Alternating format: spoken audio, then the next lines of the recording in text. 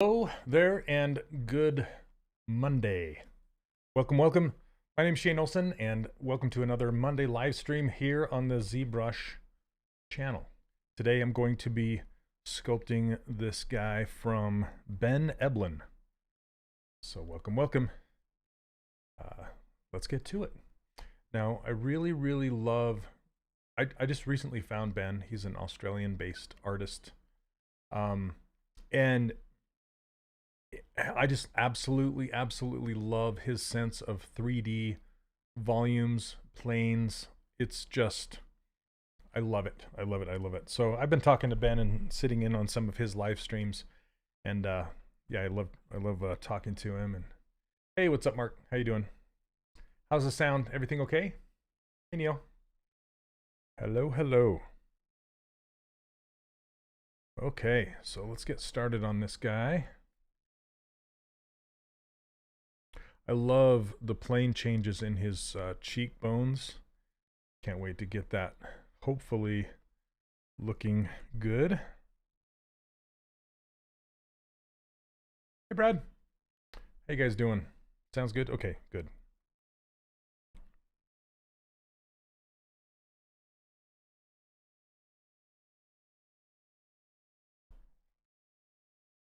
All right, let's see.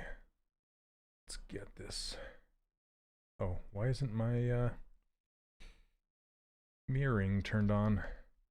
Sometimes I leave ZBrush open for a while and do some things with other projects, and then I realize it's still similar settings when I go to stream, and I'm like, wait a minute.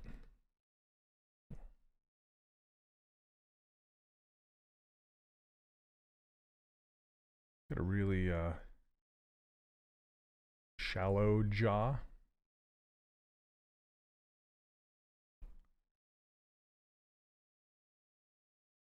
Okay. So how are you all doing today? Good things happening? It was supposed to snow here last night, and it really didn't deliver too much, which I'm both happy and sad about. Okay, I am going to take this right into Tessimated right away.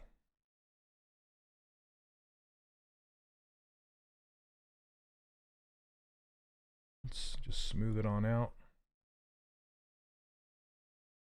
Okay. It's interesting. I have this. I already have it preset to be larger than the floor. So if you look at the floor, it's quite well. It's not larger than the floor, but it's all. I have it scaled up quite a bit. So so I can hit it with this smooth brush. It's quite large. Okay.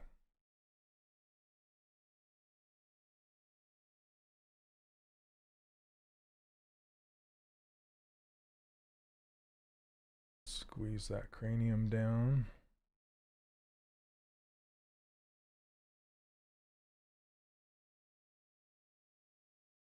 All right. Yes, if you are new here, welcome. I give away these brushes down here at the bottom for free over on my website, 3dcharacterworkshop.com. You can go grab them over there if you're interested. Go ahead and turn on. I'll leave this at a 1. Not 1, that's too much. Yeah, that's good. Doesn't seem like smooth is doing anything. I don't know why. Let me lower this a lot and see if it does anything. No, why not?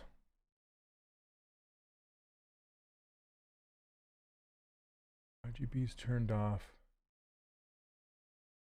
My intensity is high. I don't know why smooth decided to just not work on me. Here, let's go.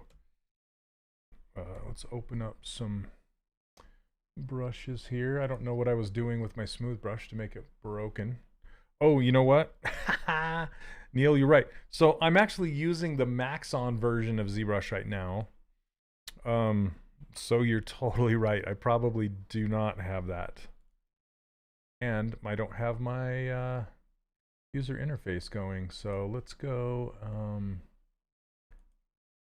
There it is. Yeah, it's on. Thank you, Neil. All right. I haven't had that happen in a long, long time. Hey, Synopsis from Northern Ireland. Welcome. Yeah, so basically I need to reset up my ZBrush utility, my startup utility, to have that turned off. Let's see. Spotlight projection off. Maybe I haven't restarted ZBrush since I installed that, so maybe that's why it's not doing it. I don't know. Weird, but thank you. Oh my goodness. All right. It's been a while. Let's crank that back up now.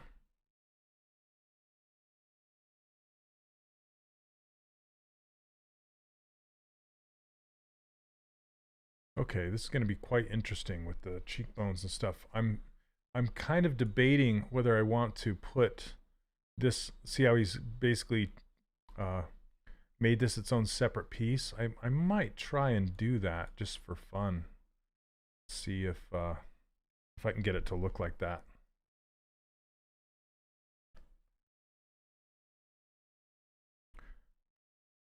Just gonna polish this down.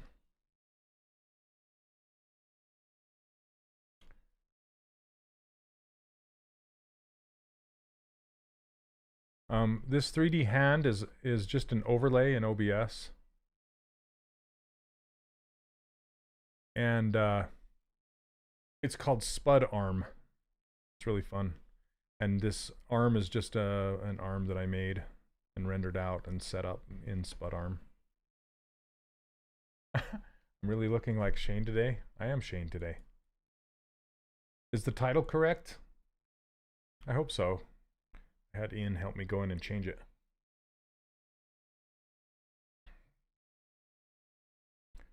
Okay.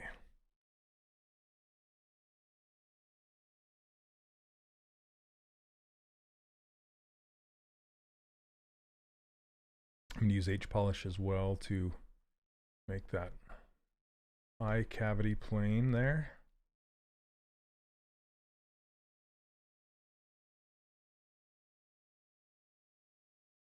Titles are always wrong. Yep. Does it say I'm Pavlovich? I thought we changed it.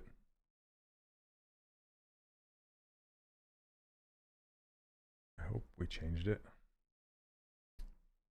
YouTube says Pav. Okay, darn it.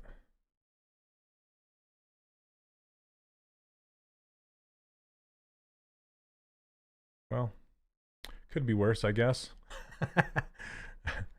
Michael's awesome. Be Michael today. I gotta talk faster though.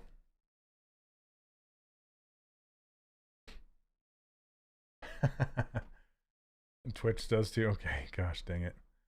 I don't know how to keep them straight. So basically all the streamers here, we stream through a service called Restream, where you stream to Restream, and then from there it goes out to all the other platforms. And sometimes, and that's where I changed the title, but sometimes it doesn't take. It doesn't work, obviously.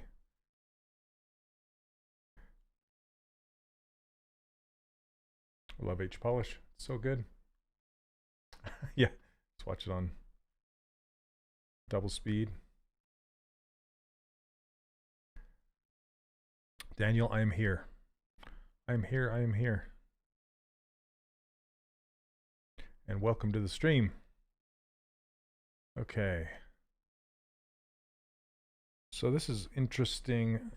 These two, I'm going to block it out just as Ben has pointed out. I'm going to make this shape right here for the bridge of the nose, and then I'll make the nose itself just like this. So let's try that. But I kind of want to get the eyes in place just so we can see, you know, get kind of a reference.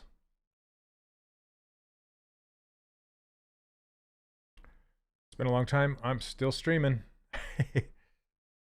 I'm still streaming.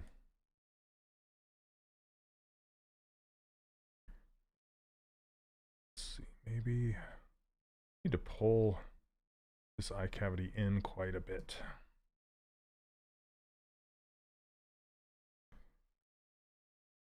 His eyelids and everything are so spherical. I'm just going to leave them in there for now, just as spheres.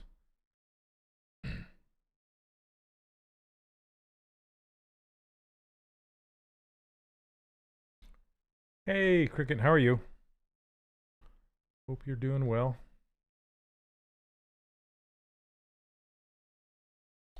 Let's see. I think I'm going to split these off.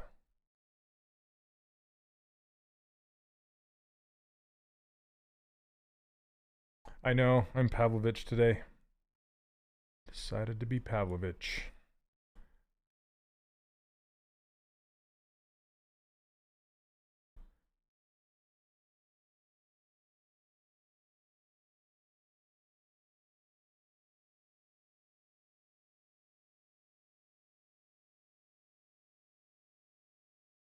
Okay, I'm going to pull this. Well, let's turn off topological. Pull this back. Just to add a little more curvature. And then I'll end up pulling these eyes back in this skull some more. Yeah, it's on the same channel every Monday. So I don't know if it's just not being reported well or what's going on. Hey Tattoon, how are you? Welcome, welcome. You know, I haven't been posting I should really get the link and post to Facebook and Twitter. I don't even know. Yeah, Facebook's working. Okay.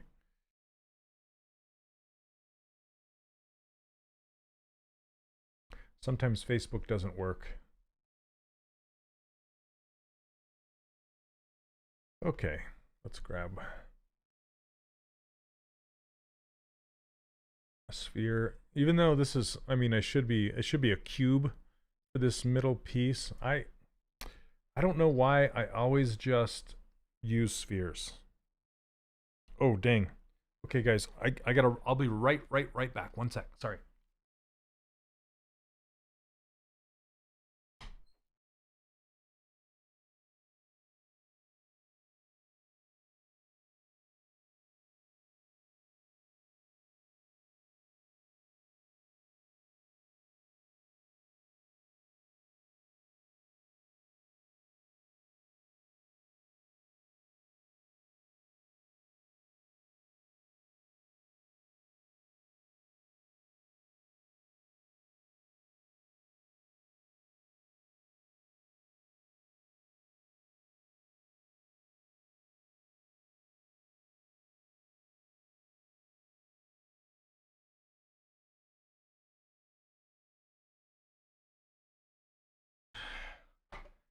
Okay, sorry about that.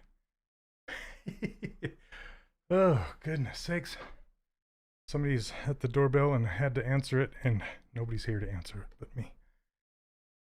Well, my son, but he's in his room. Okay, sorry, and now I'm out of breath. Whew, all right. Oh, it's nice. Oh, or nighttime, sorry. Well, I'm glad that you were able to catch it.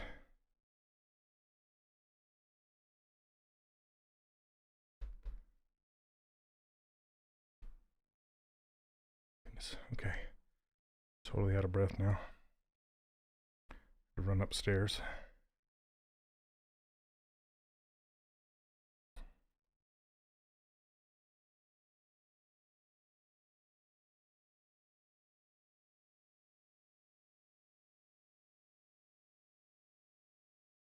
Okay.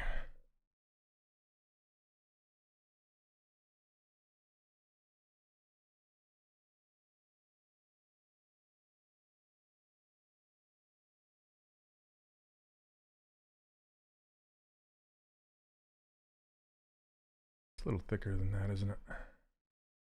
But I want to get that angle. It's like angled very far back like this.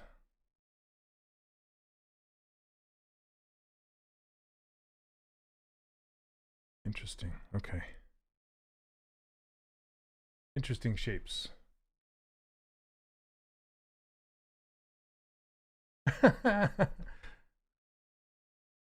Anarchy. It's true. Thanks, Jojo. It's a lot of fun.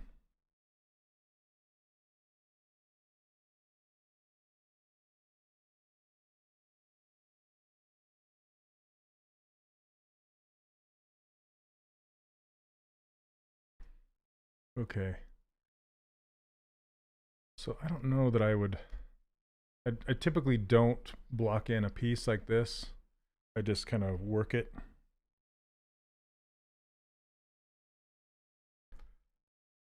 So this is kind of new for me to have a piece here.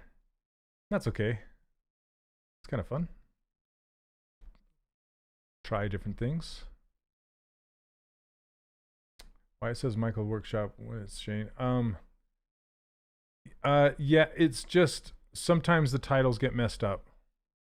It's done manually, and the guy who usually does it is he had a new baby recently, so he is enjoying his new baby.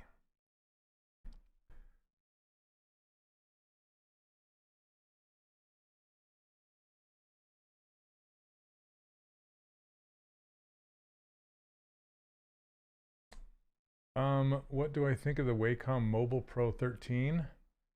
Trying to see if it's nice enough for on the go and at home. I don't know. Wacom 24. Yeah, I don't. I have not used it, so I don't really have an opinion on it.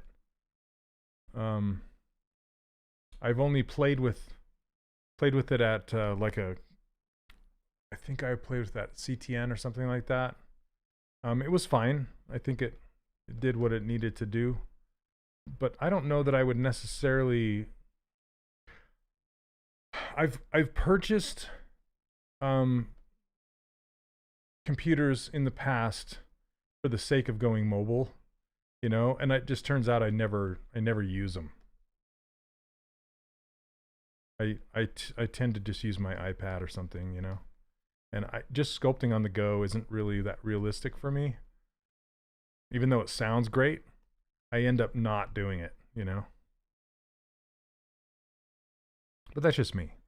So I would lean more towards,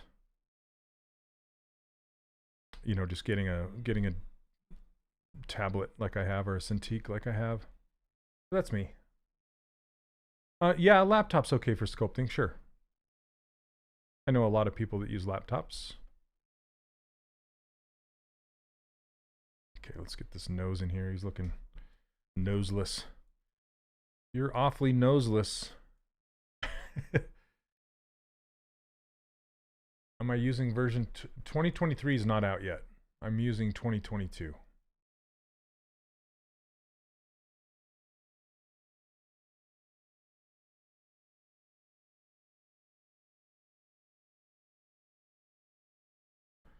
Okay. Let me save this just to make sure.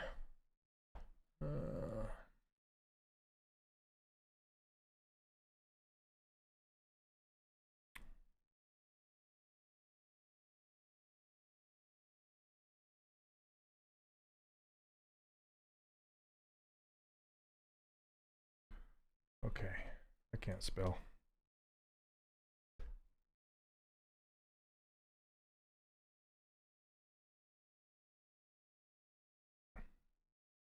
Yeah, I'm not sure when that's coming out. They announced it during the summit, but do not know when it'll be out.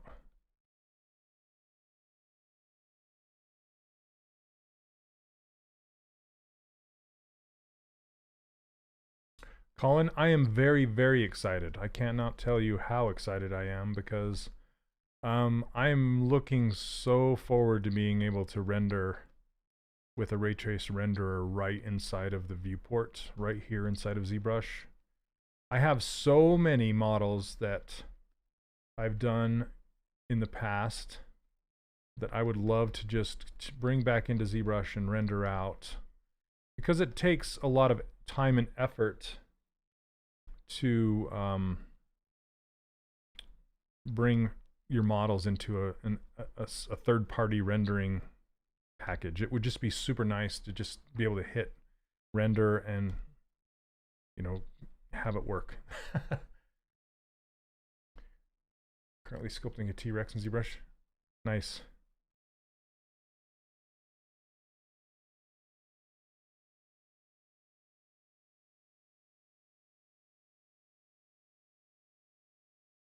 Okay.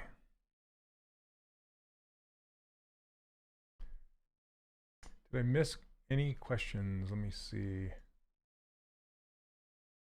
What's the difference between stylized and cartoony character?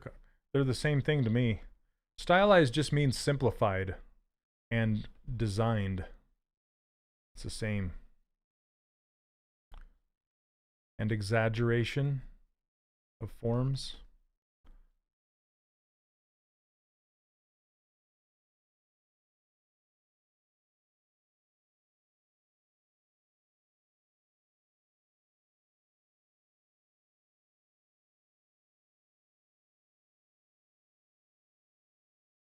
I was just saw this concept. One as I was thinking about would be a good sculpt. Yep. Are you using a display tablet or classic screen? I am on a Cintiq 27-inch from a few years ago.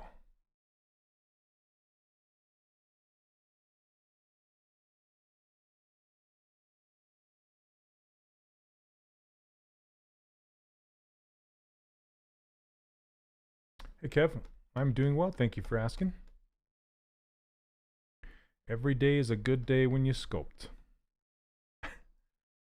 I like that from that that Bob Ross parody song. Every day is a good day when you paint. I like it. Hey Sammy, welcome, welcome. When are you doing a full body figure again? It seems like you're only doing heads. Daniel, I do full bodies in my course. I have 3 of them. So then I can go deeper into my explanation. And plus, when I do heads, I can get them done quicker, and so it doesn't become boring. I feel like when I do full characters, people lose interest because it takes a long time.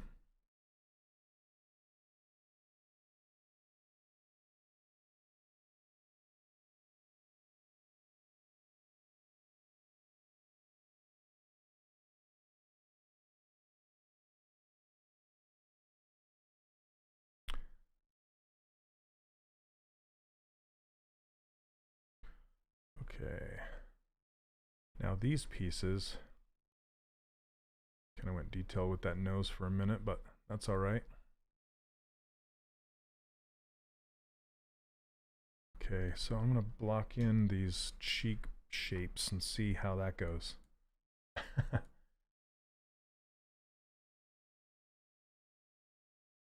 Are you at all planning to get the new Wacom Cintiq Pro? I would like to.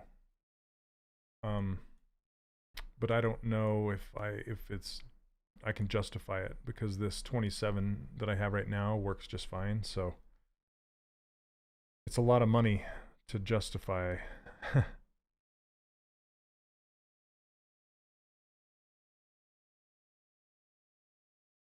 Okay. This is like stuck on.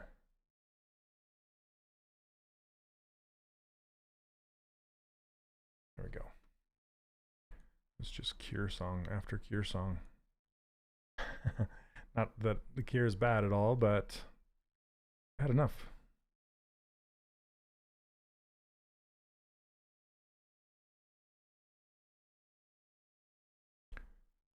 Okay.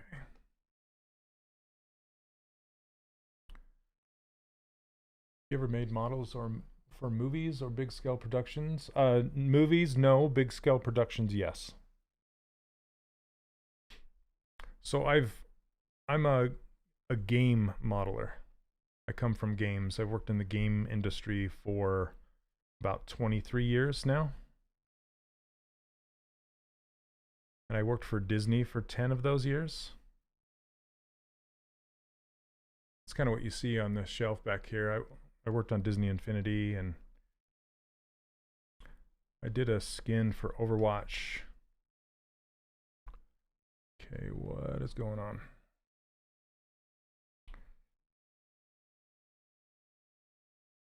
Let's do... See, I have these little rogue triangles in here. See that? But I think they're in the same poly group as this purple back here. So if I... No, it's not. Okay. Just going to put them all in the same poly group. Oh, yes it is. Okay.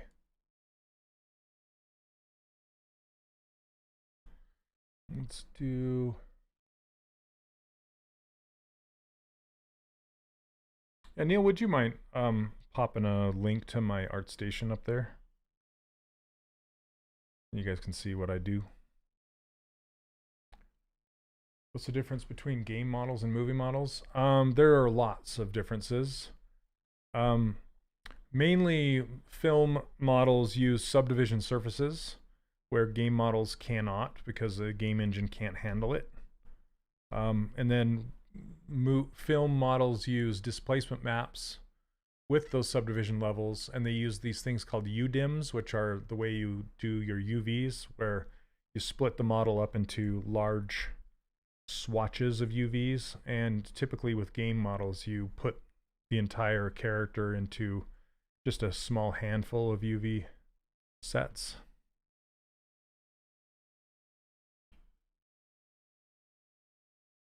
Okay.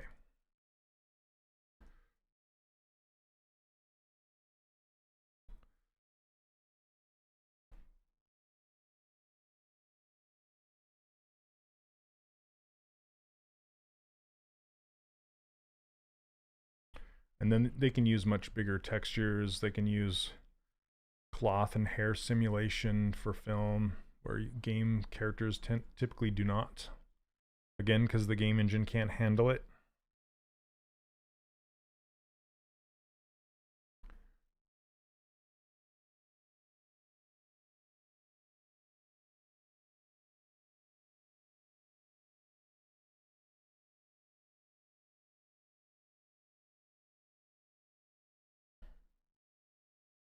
And since I've never worked in film, I don't know much about it other than that.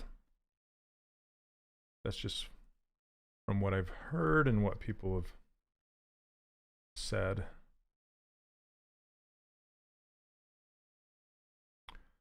I have a handful of my friends that transitioned from games into film.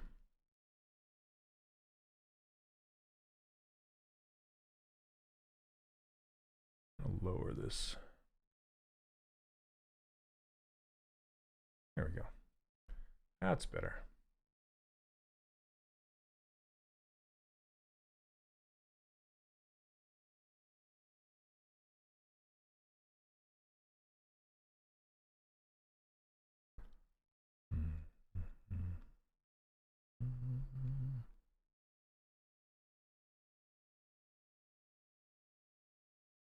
Okay.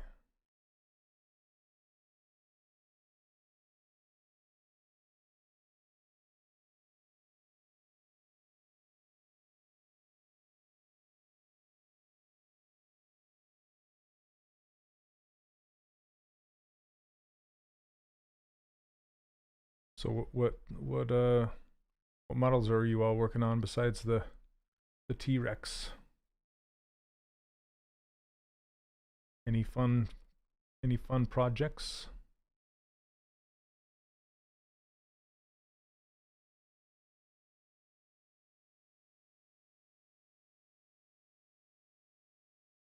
I always like to hear what other people are working on.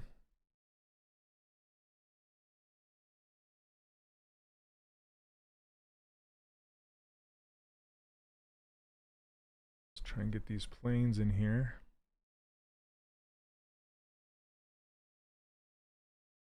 It's a really fun design. Need to get his ears in there too.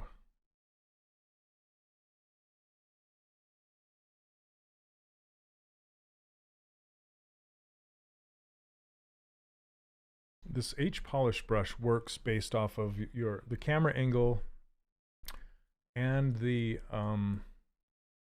and other objects in the scene. I think I pushed that too far. So basically what I'm going to do is I'm going to split this off for a second. That's just so I can hit transparent and I can polish through this piece rather than, because the brush was trying to go up around it, which I didn't want.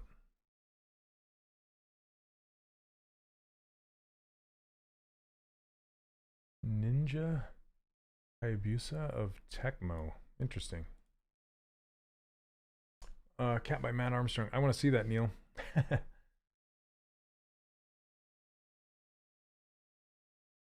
Okay. Working on wild animals in Maya with XGen, but using ZBrush for the base, and then ending up with Unreal Fur. Nice. That sounds fun. Way, way, way back in the day, I worked on Zoo Tycoon. A game called Zoo Tycoon. You guys remember that game? It was for a freelance job for a company out of Oregon called Liquid.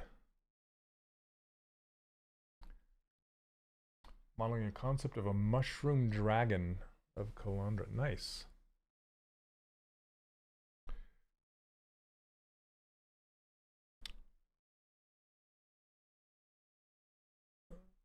Sometimes when working on a project takes a long time, I feel bored and burn out with it and start to procrastinate. Any advice on how to avoid it? Well, the jerkish answer is the best way to be motivated to do something is to get paid to do it.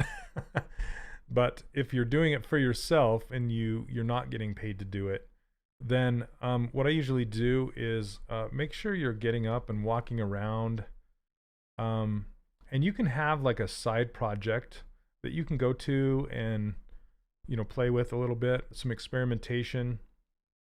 You can also do some warm-ups to get you going. So, like my buddy Alan too, Alan too, he's the lead designer on that new Hogwarts game being made. He would always say, do something for at least 10 to 15 minutes. And if you really don't want to do it, then you'll stop. But more often than not, you will keep going because it's fun. Put on some good music. Get by a window so you're not just buried in the dark, you know. And enjoy yourself and enjoy the whole process. And you'll tend to keep going more.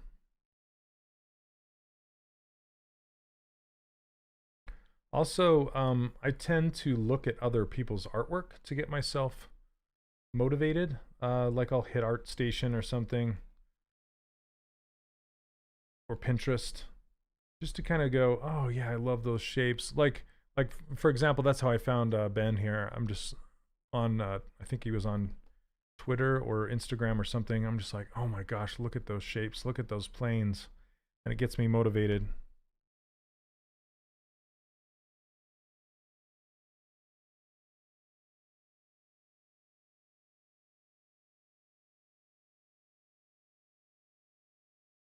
That's what I do in some situation tests in Blender for some stuff. Yeah.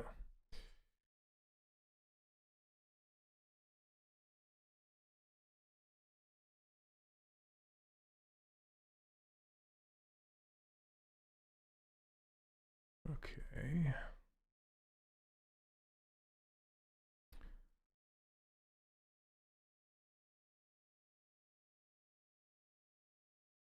Okay, now that I have this in place,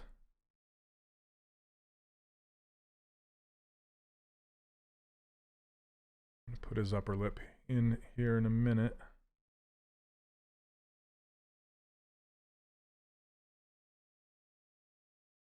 I want to pull this out. I used to have this piece in another subtool. I might pull it out here in a second.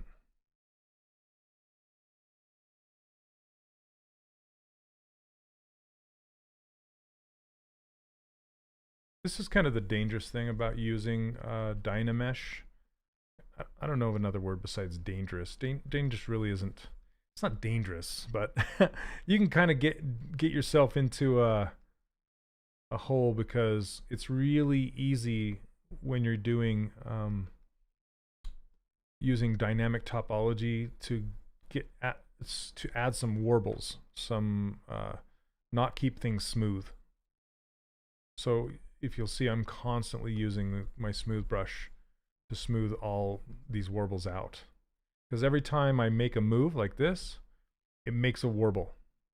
And so I have to just be super cautious, do just really short movements, and hopefully not add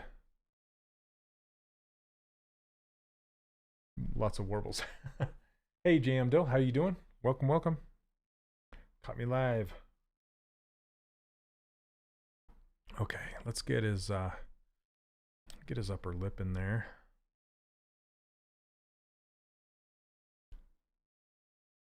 You know, I'm gonna add his ears in first. I think his ears will really start to sell it. Which one am I in? I'm adding it to this one. Okay. Okay, before I do that, let's merge this down.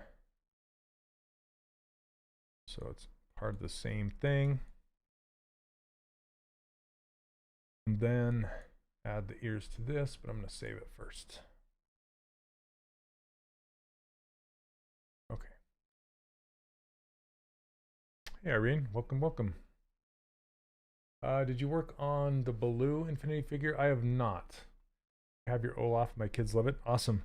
My buddy Brad Bullender worked on Baloo. And I agree. It's a great one. See, I really wish we could have done more classic Disney figures like Baloo. But typically we had to tie the characters to an existing license. I mean, Baloo is an existing, I should say, a more relevant license. More, like, for example, we wanted to do the Evil Queen from Snow White. Or was it Beauty, Sleeping Beauty? Maleficent, basically Maleficent. And since there was the live action film coming out, we had to do the live action Maleficent, not the cartoon, you know, hand drawn version. The hand drawn one was the one we wanted to do, but we couldn't do it.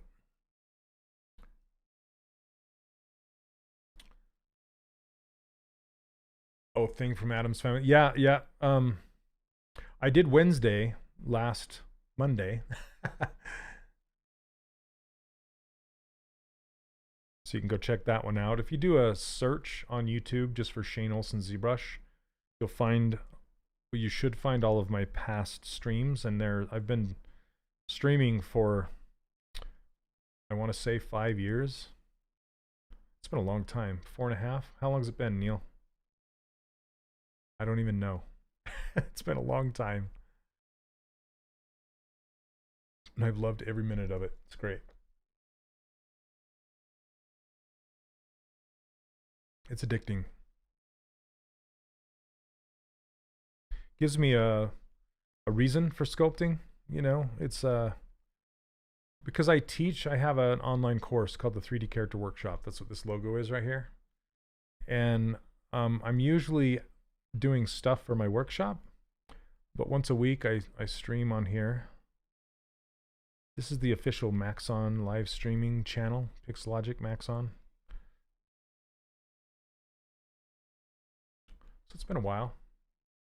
It would help people who have issues with making hands. You know, I was just talking to Ben the other day.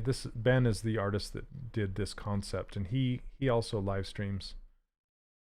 And we were just talking about people that struggle with modeling or drawing certain things. And Ben and I both agreed that drawing or sculpting things, it's as long as you understand the shapes, it shouldn't be a problem, because a hand is just made up of shapes. rather than getting hung up on what it actually is. You know, like hands are hard, right?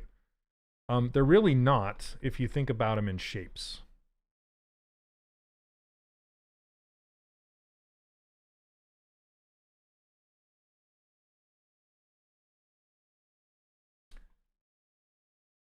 Selling models on Turbo Squid a good idea? I wouldn't recommend it myself. Because you spend a lot of time and you don't make very much money from it. And it's very, very saturated.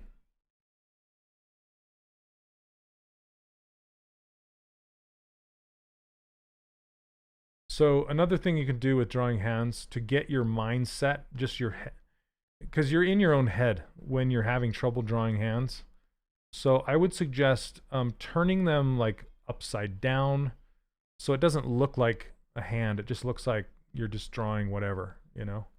Just try to get away from the fact that it's a hand, and try and see it for what it is, which is just shapes. It's a bunch of cylinders connected to a cube.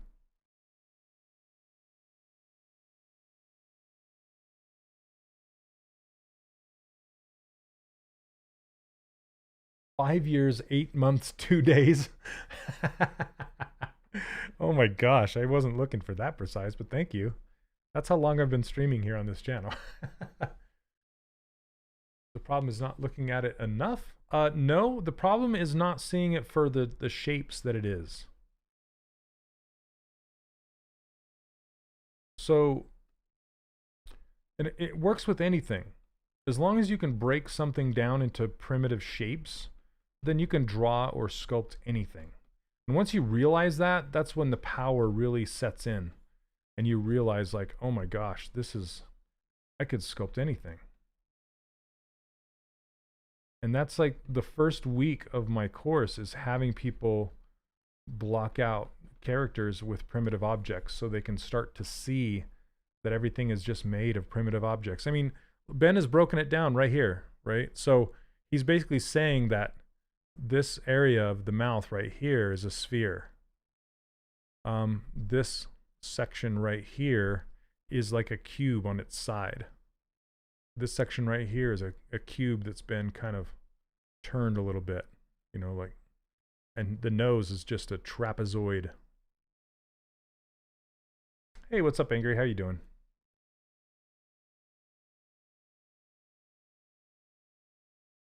And once you can start to see that everything is made up of primitive objects, that is when, yeah, that's when just, it's like a eureka moment, right? You're just like, oh my gosh, everything makes sense. You know, I just now realized that I didn't have adaptive turned off either for my Sculptress Pro. That's probably why. Okay. Jeez. Let's see now. Okay. That's why I wasn't understanding what was happening. My settings. There we go. Okay, that's a little too dense.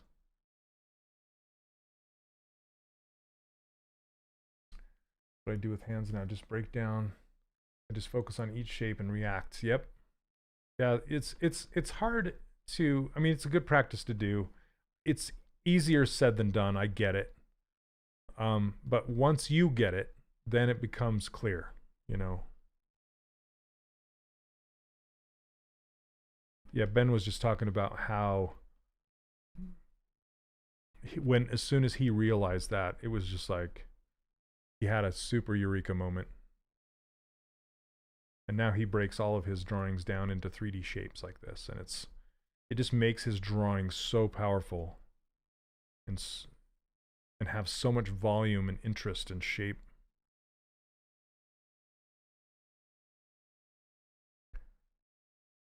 Let's see. So I've been making CAD models for my jewelry company for the last 21 years. I've been using ZBrush more and more as well. I've noticed my neck and back have started really bothering me lately at my desk while modeling. Any tips on monitor and keyboard setups to make it more comfortable? Yeah, actually, I have some tips for you. So what I recommend is if you have a Wacom, whatever you want to call it, a Cintiq, then I would do as much as you can to get rid of the keyboard. So my keyboard is actually on a tray that's underneath my Cintiq. I wish I could show you, but it's on a tray that I slide in and out underneath my Cintiq. But when I had a 24 HD Cintiq, they actually had buttons built into the side of it, and that allowed me to put it in my lap. So I would rest the bottom of the tablet right on my legs, just barely, and then I could sit up straight, and then I could tilt my Cintiq just at the perfect angle where I wasn't hunching over with my back. That's when I put in hours and hours and hours behind a Cintiq, and that was my favorite setting. Now, for some reason, this 27-inch Cintiq that I have now, it has a remote, but the remote tends to slide down the surface, and I don't really like holding it in my hand loose, so I use a keyboard underneath. I kind of have found a good position for me, but I'm leaning over more than I would like to. So the best setting I've found is if you can get it in your lap, that's the best. And that is exactly why I made my user interface the way I made it, is so I wasn't using hotkeys as much. I was actually pulling up a menu. So this custom menu I made, so I wouldn't have to use hotkeys. I just set it to the back button on my pen, and it pulls up this menu underneath my cursor, so I can easily access everything. And that's why my brushes are right here, so I'm not constantly pushing B to pull up this huge brush menu. I'm just accessing everything right here. And between those and this tool menu, I can sculpt for hours without having to use any hotkeys. So that's why I have it set up the way I do. Do you prefer display tablets or standard ones? I prefer a display tablet because it makes me faster. But just know that it's not going to make you a better artist. It's just going to make you faster. Okay. Yeah, I hope that helps out. Just try and get your back straight. Also have a standing desk if you can get one. They make some cheap ones at even IKEA that you can get. And stand every once in a while, walk around, give your back a rest. Yeah, it's super important. And get yourself a really as nice of a chair. I would almost invest more in a chair than I would in a display tablet. You know, it's like invest in a chair now or Dr. Bills later. You know, so that's why I have a super nice chair that I've invested in, just so I can sit here for hours and it's not going to mess up my back. I have that same remote. I ended up making 3D print that allows me to set the remote on the side while attached to the side. Oh, Neon, that's awesome. That's awesome. I'm kind of interested in that, actually. I'd love to see it.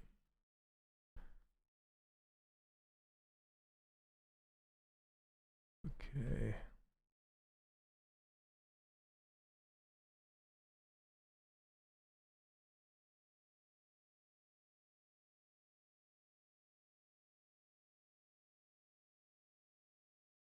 And that being said, I have this. If you want my user interface, I give it away for free over on my website, 3dcharacterworkshop.com. You can just go grab it. And you can have all this stuff at your fingertips as well.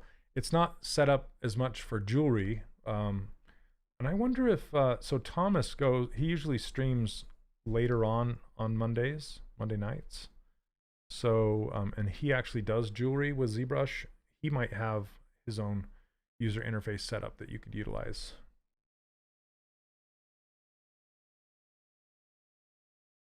Hey Matt, welcome.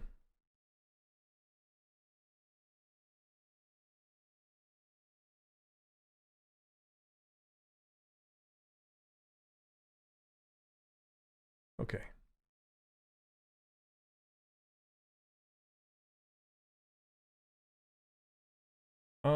When I press make Boolean mesh, my cylinder subtool always collapses to a single point on one end. It's set up as additive, so not cutting anything. Any ideas? Hey Kenya, how are you? Welcome. Gordon, what I would do is make sure your cylinder is more dense, the one you're using as a cut tool. And also, if it's not dense and you're using dynamic subdivisions, make sure you are, what I usually do is I put everything I want to Boolean inside of a folder. And then in that folder, so if I just make a folder really quick, let's make a temp folder. You can click on this gear and make sure you're using Boolean with subdiv.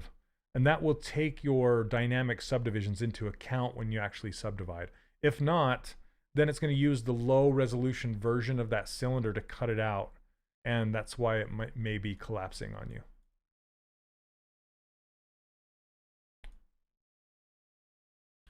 Do you have that STL? Had to go back to YouTube. Guessing you can't see my Twitch comment. Everybody's wanting the ZTL, STL for the for that remote holder. Should put it up on Gumroad. Okay, let's get the mouth going.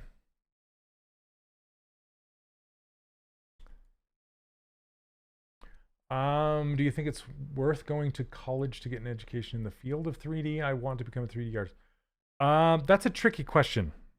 I'll be honest with you, because my answer is both yes and no. If you can find a school that actually does what they say they will do and teach what they say they teach, like look at their credentials and look at their placement of their students. For example, we have a University of Utah here. It's actually where CG was invented by Ed Catmull.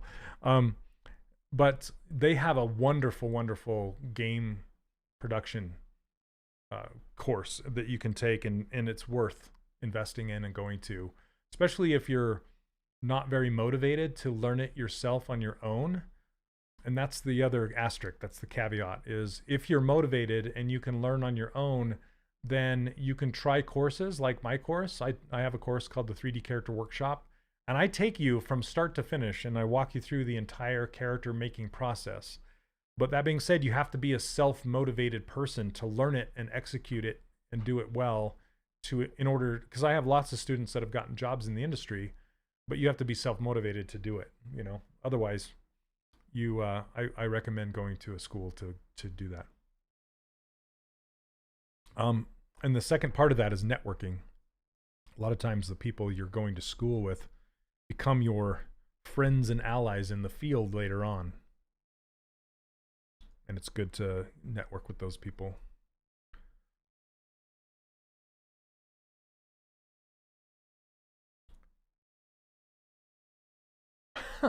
Are you kidding? Oh man.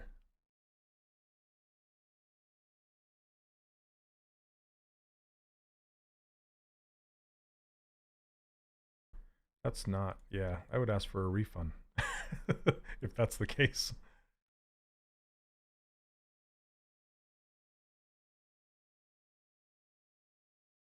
Yeah, when I went to the Art Institute of Seattle, which is no longer a school, yeah, it was good and bad for me, but I could tell they were, you know, they were just after people's money, which, you know, schools are a business, I get it, but they've got to deliver what they promise, you know.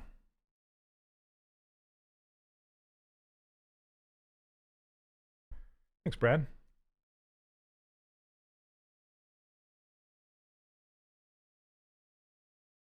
I don't know if this method is going to work with this particular.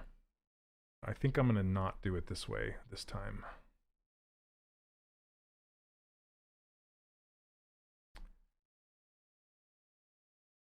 Yeah, plus, artists, like Kenny was saying, it is very, very, it can be very, very expensive. Like for me, the Art Institute of Seattle, I even went in the military and got some help with paying for my education, and it was still way expensive and took me forever to pay off, and it was just not a good experience. And that's actually part of the reason I made the 3D character workshop, is to combat that and give people an opportunity to not feel obligated to go get into an extreme amount of debt to learn this stuff, because it's with this industry, it's not about a piece of paper that says you've graduated from somewhere doing something. It's about your portfolio, 100%. Because these companies, they just want to see that you can do what they need you to do. And if you can show that in your portfolio, that's all you need. You don't need to have a diploma from somewhere saying that you did that. Thanks, Wilberth. Liquid develop. What do you? Are you talking about the? Boris, you might be watching it from the beginning back when I said that. That's okay. Yes, it was liquid development.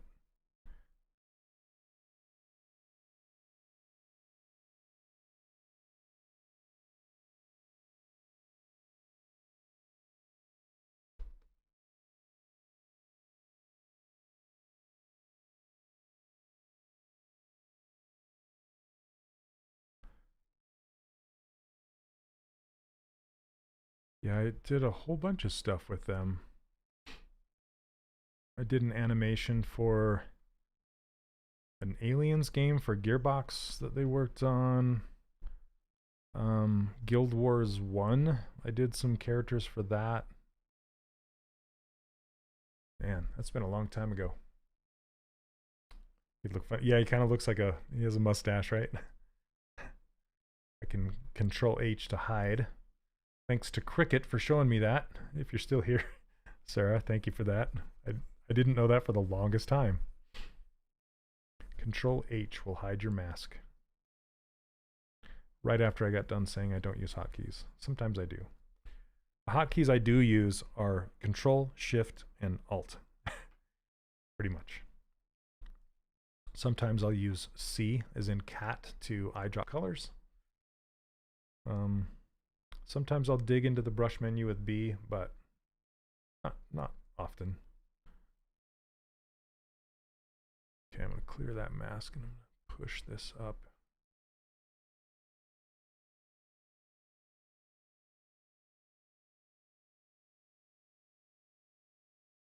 Okay.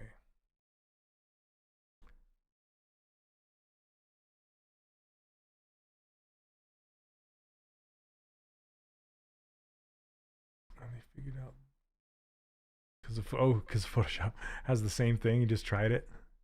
I'm just going to try this. Is a good sleep cycle important for? Absolutely. It's important for life in general.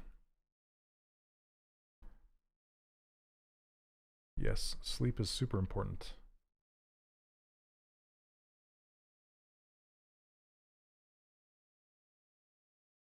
I'm going to give myself some more density. That's the beauty of Sculptris Pro and dynamic topology, is I can just paint a higher resolution around the area where I need it, and then go in and mask. Let's see.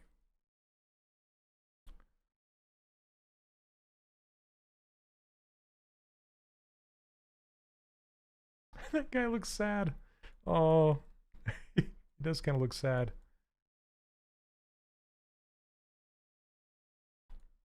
I think once I get the eyebrows and stuff, he looks more inquisitive. You know, like somebody just said his name and he looked like he did a turn and looked.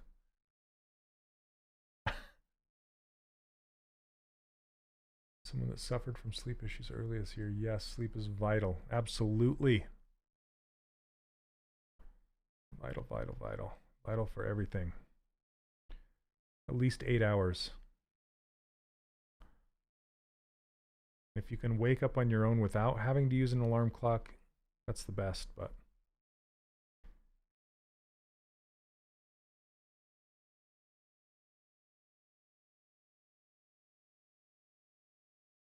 okay, I'm going to invert this and then Control H to hide it. Now you can't really see it. but it's there. And now, grab my move brush, just push this in. Let's see, starting down here.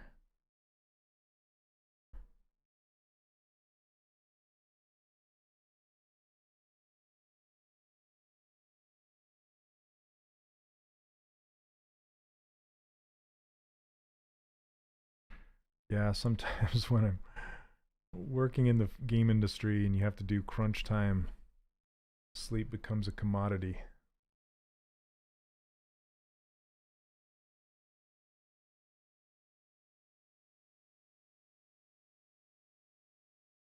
You just noticed. Thanks.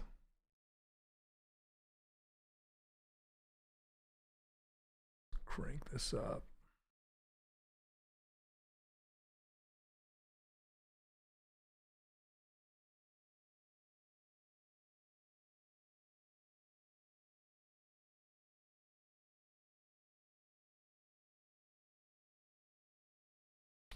Got a new 22-inch Cintiq for work this week. It's pretty great and much smaller desk footprint than my personal one. That's awesome. I was thinking about that one. So my opinion on Cintiqs is the really small ones, like the 12 or 16s, I didn't like them. I could see them being used for something like storyboarding or something like that, but for sculpting, the real estate is just too small. Like there's just not enough there. And then so and I kind of feel that way about a 16, although a 16 is better, of course. And then 22 or higher is the best. So I think anything higher than a 22 is great. Except for, man, getting into the big ones, like the 30 whatever inch. I don't know that I'm a fan of those, because that's when you start getting suntans from sitting in front of your Cintiq. They're so big.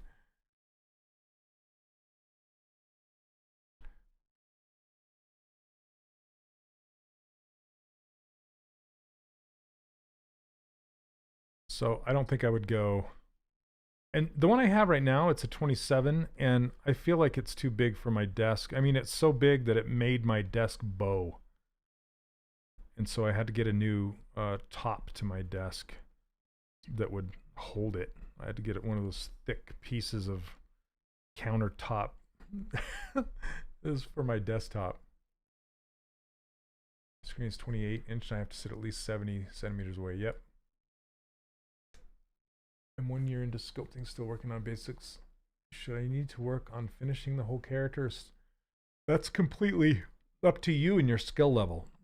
So if you feel like you're not quite there with your blocking out yet, then I would continue focusing on your blockouts. But if you feel like your blockouts are looking like the concept, then I would say move on and see if you can finish a full character. I prefer pen tablets. Maybe one day I'll get a big display and change them. You know, that being said, that's not uncommon. Even for professionals, like some of my friends in the film industry and stuff, they've gone back to using just a regular tablet because it takes up so little screen space, you know, and that's just what they're used to. So nothing wrong with that. Again, Cintiq or a display tablet will not make you a better artist. It will just make you faster.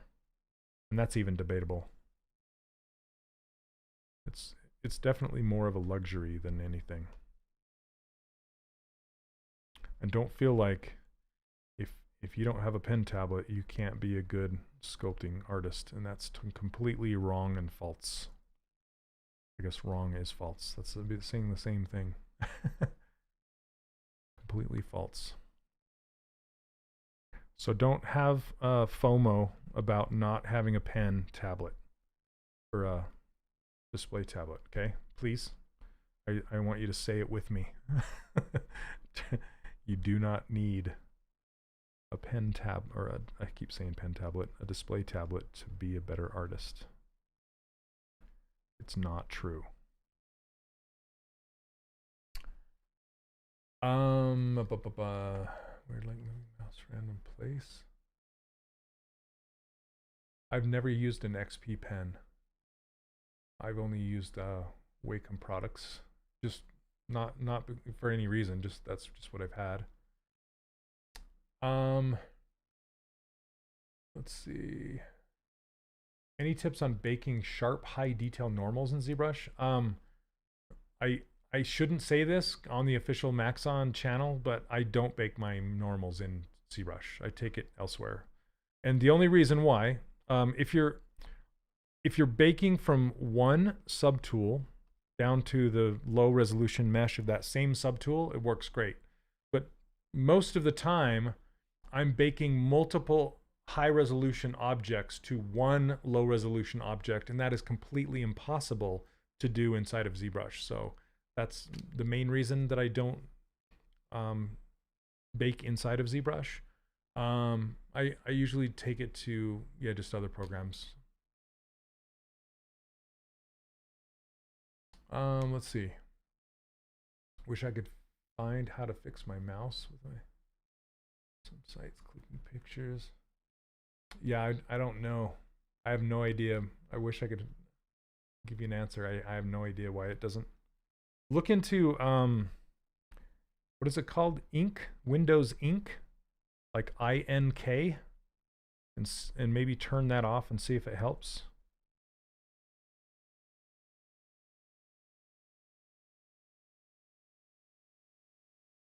Okay, let's see. Turn on perspective just for a second to see how this is looking. Cheek needs to be sharper. Okay.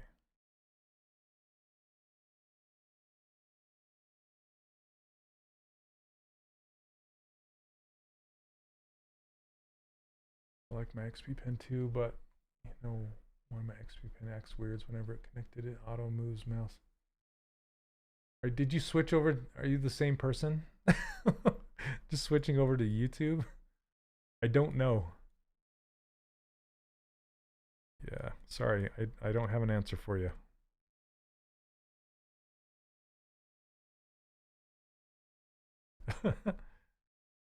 I think I answered your question while you were switching.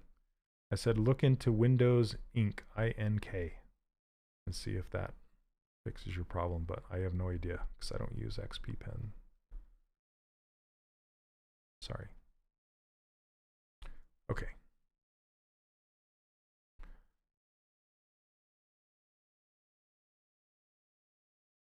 Yeah, I see your comment whether you're on Twitch or YouTube or whatever. I see them all. Thanks to Restream. A totally different guy. Hey, what's up, Jeremy? Welcome, welcome.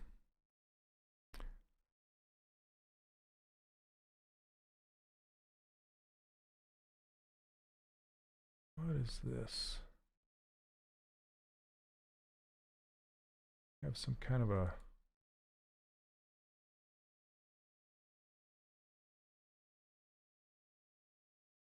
system. There we go. We depend on what else we can do.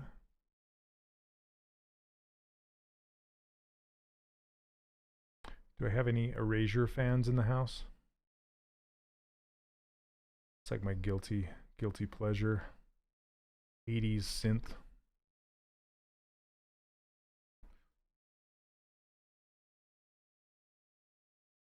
Yeah, I'm also on Windows 10. I never switched to Windows 11. That just seems, yeah. Seems like it could cause a lot of problems.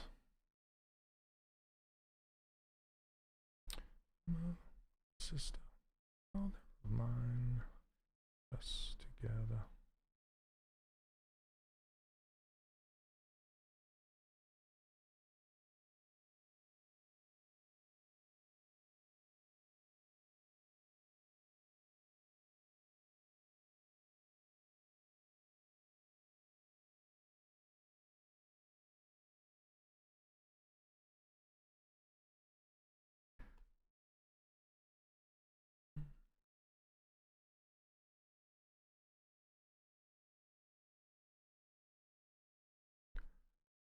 mentioned in Discord, but Wendell and Wild is great. The character design is so fun. Yeah, I need to actually get an interview with Damon Bard.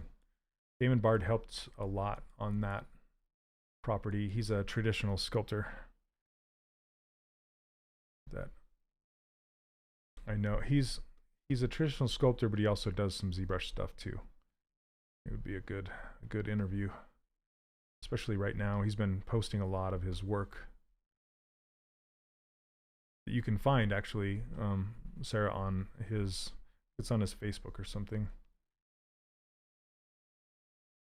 Let's see. More density.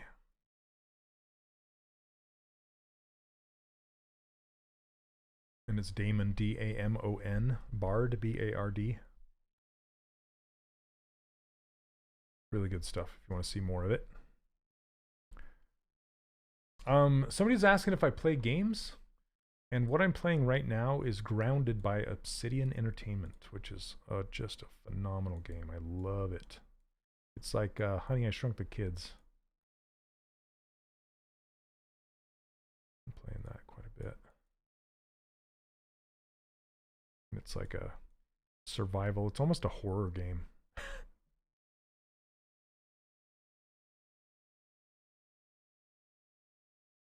Because the spider's in it. Oh my gosh. Okay, I'm going to change this jawline. It kind of turns way early.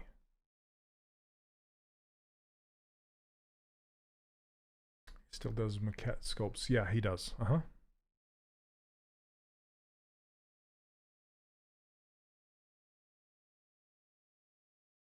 Too dense. Okay.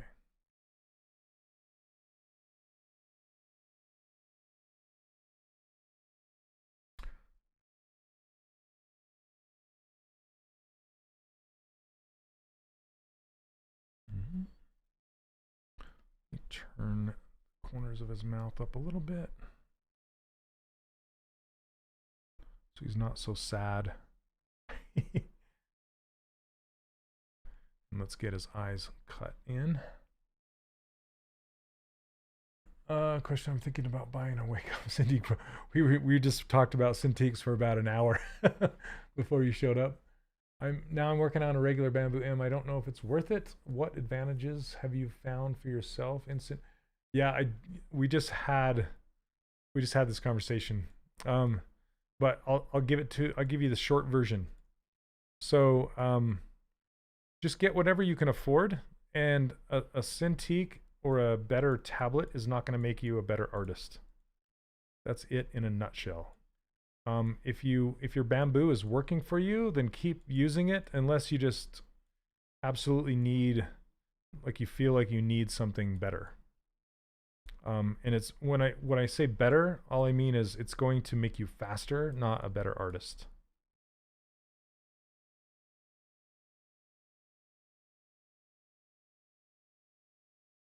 Okay.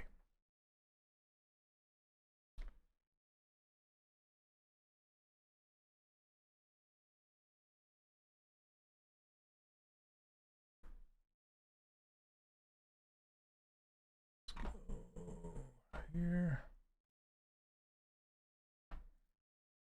Yeah, you don't feel like you need to spend the extra money.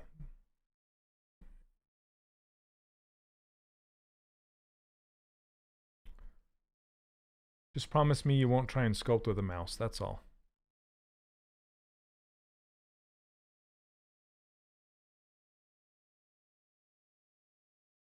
Okay. Duplicate.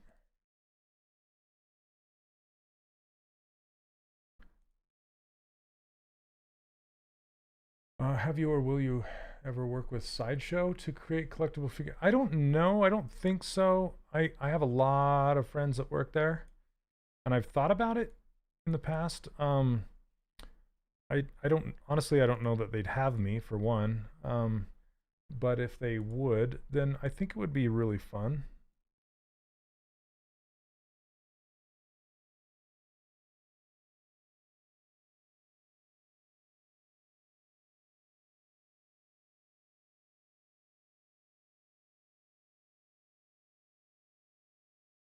I love their stuff for sure.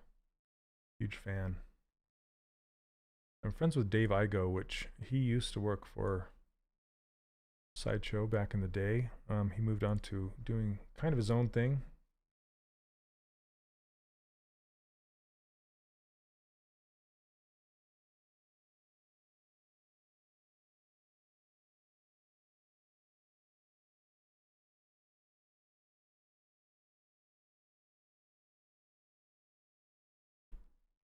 But Sideshow just barely did a really great interview presentation for the ZBrush Summit this year.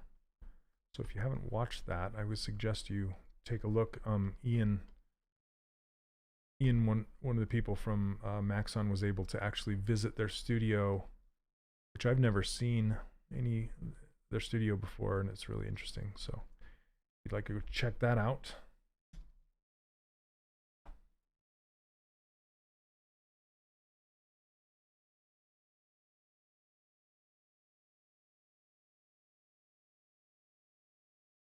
Okay.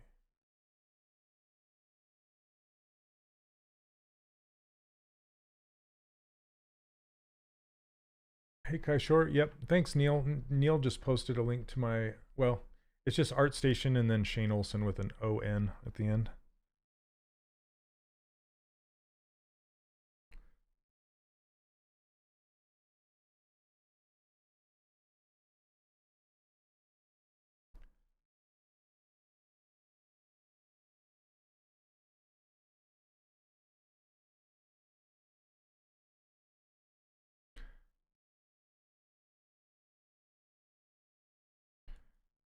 Okay, I'm just noticing that his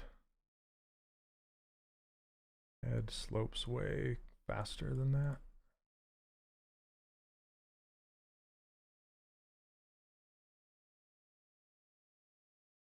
Love this guy's shapes, so good. This cranium probably doesn't go that far back. So let's use topological and kind of crunch that in a little bit.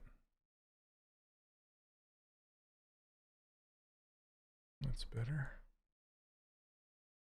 Give him a neck. It might help. Maybe tilt his ears back.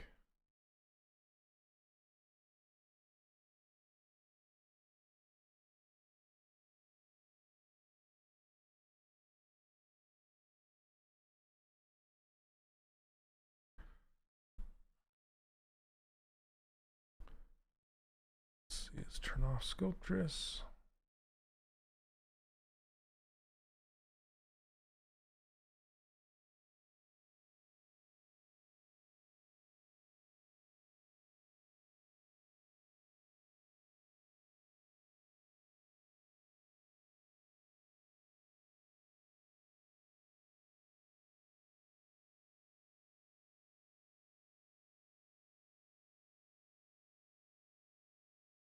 Okay. Oh, YouTube won't let you post links. Yep. You got it. Okay, good. Dang YouTube.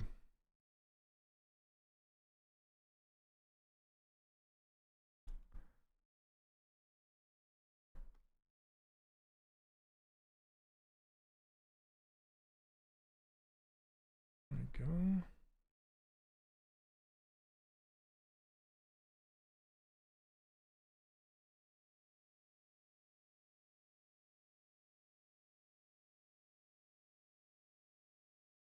I did a Wolverine. One of Sean. Did I show that last stream, Neil? I can't remember. I can show you guys again. It's pretty fun.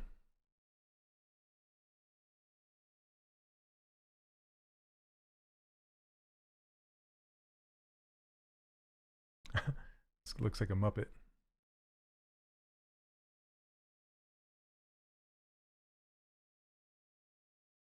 Let's see it again.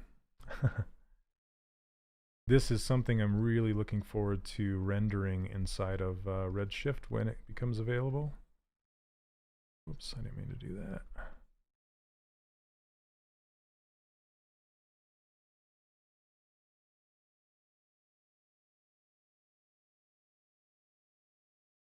cleaning this area up a little bit. Looks like I got a little hole.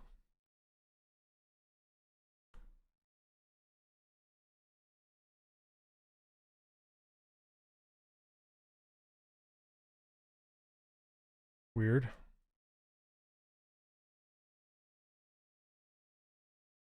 Did that fill it? Okay.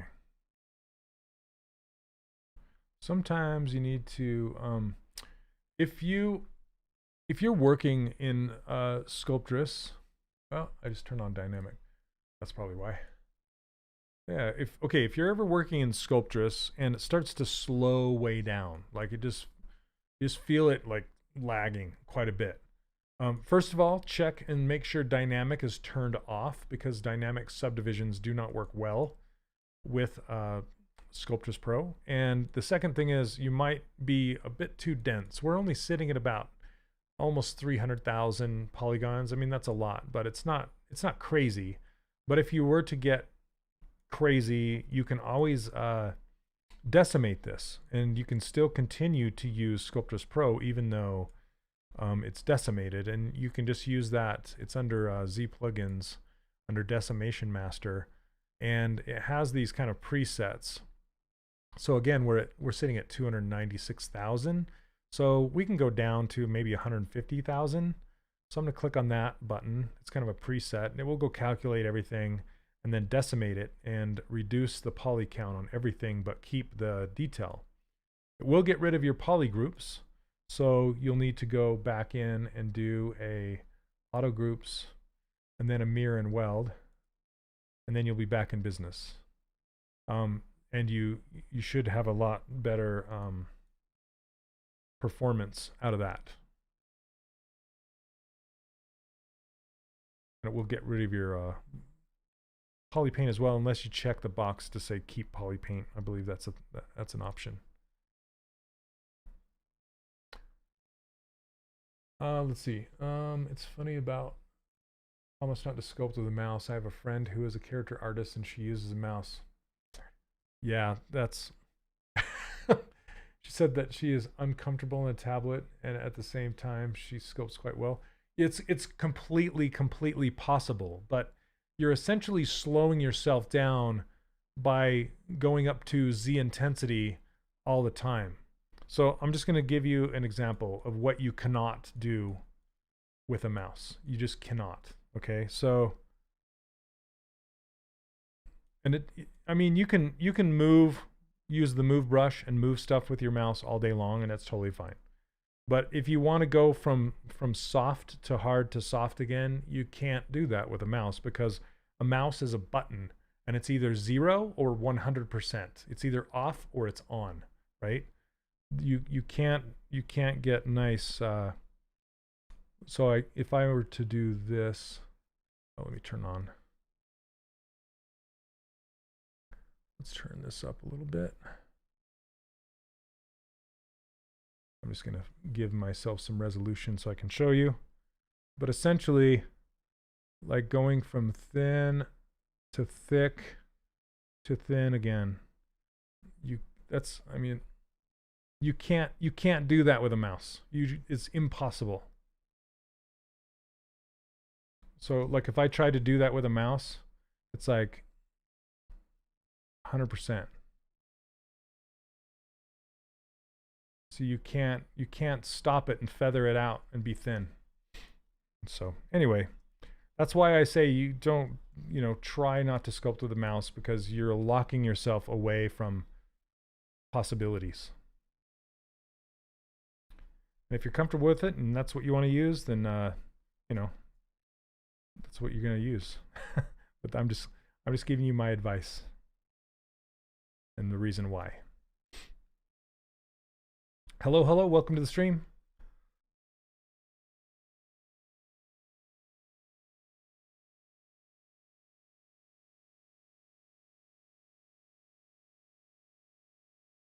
You don't really use pen pressure much? Oh my goodness.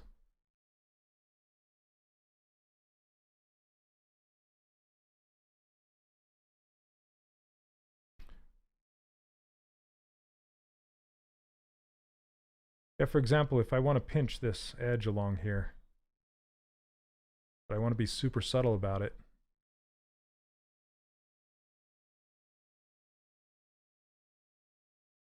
Hey, Leonard. Yeah, the schedule kind of...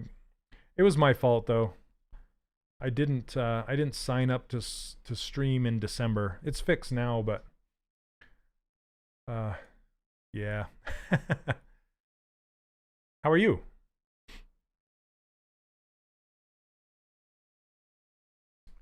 I feel like I pressed so hard on my tablet to make it work. I'm afraid something's gonna break. Then just turn up your settings. There's some pressure sensitivity settings. Well, it depends on what tablet you're using, but in the settings you should be able to dial it in and just precisely be set to your, you know, your natural pressure, so it feels right. And I would suggest taking the time to tune it that way. Otherwise, again, you're just leaving yourself out from all these extra features that you could be using.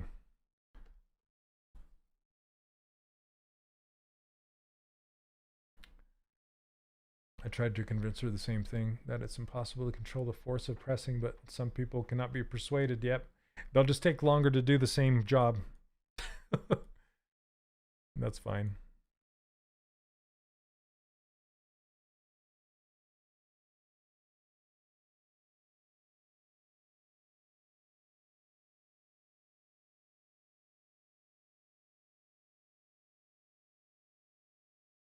This is some pretty... Yeah, that's some pretty red eyes. If I fill it with that color. Oh my god, it's because of the shadow and everything. I'm gonna lighten these up and kind of take it into the oranges. Been doing well, thanks. I've never heard of that, Howie. I love it. I love it. Sculpting with a mouse is like sculpting in all caps. I love to equate it to driving a car with a toggle switch, you know, or like try to play a racing game where you don't have an analog stick. It's just either full gas or full brake, and there's nothing in between.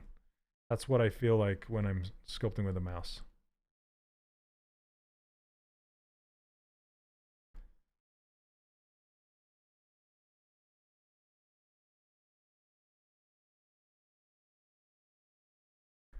I want to exaggerate this more.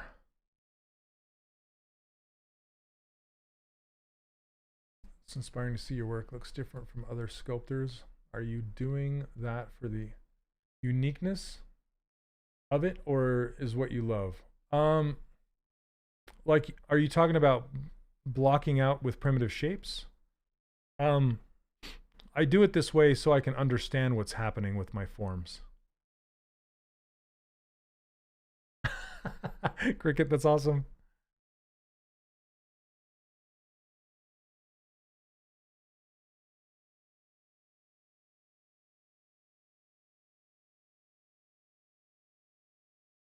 I did that for years. When you don't know better, you just figure it out.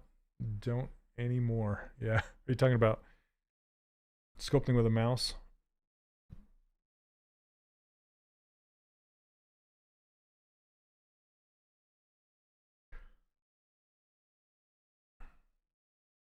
And as far as blocking stuff out with primitive objects, I remember the day that I decided to try it out.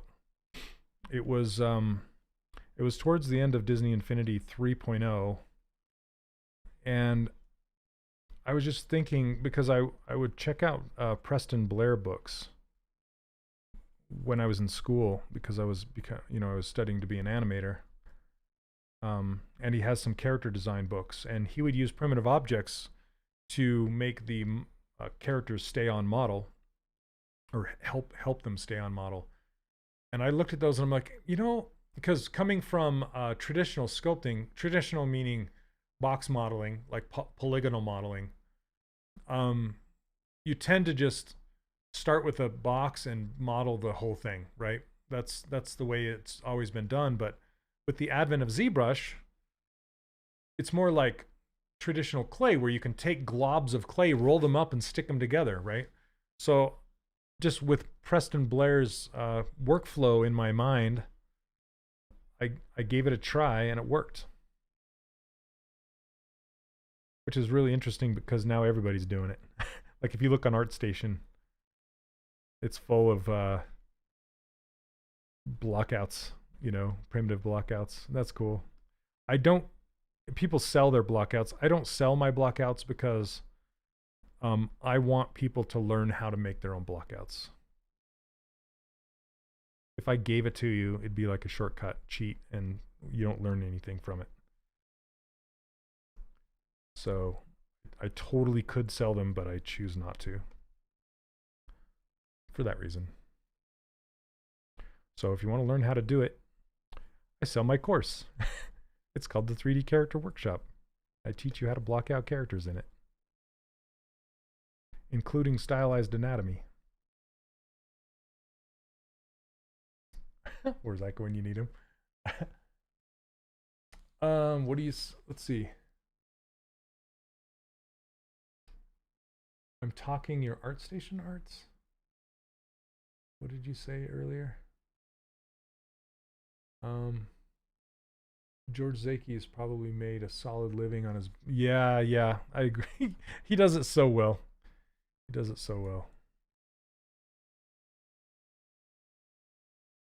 And, you know, I look at those a little differently because people can study them because they're really, really good anatomy. And they work as, like, study things, you know?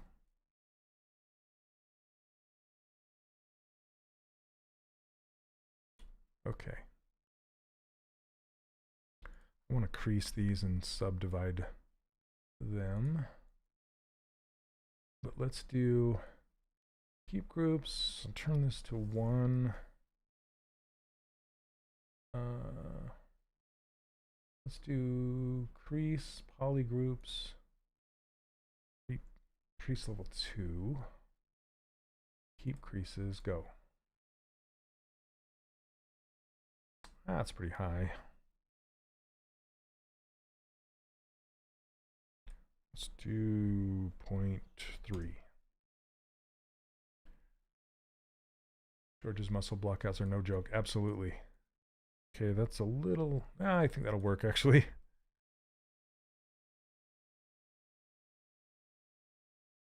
There we go.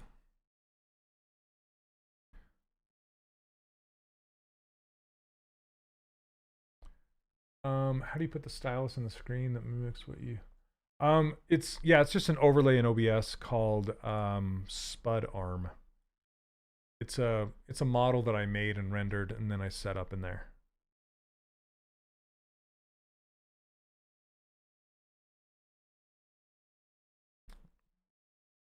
All right, crease polygroups.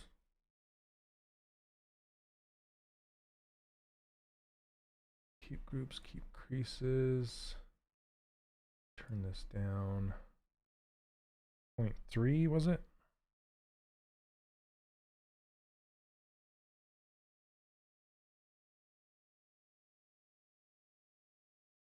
4. Okay.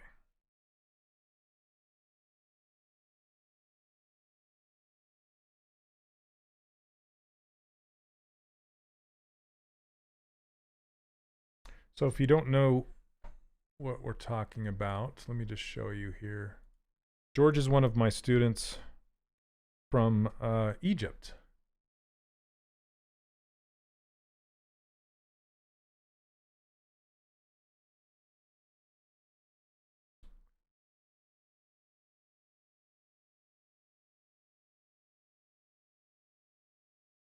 My internet's fast enough.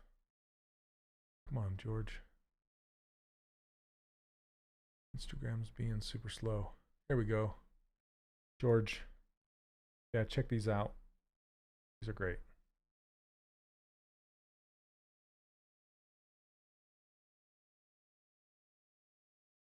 So that's his actual arm.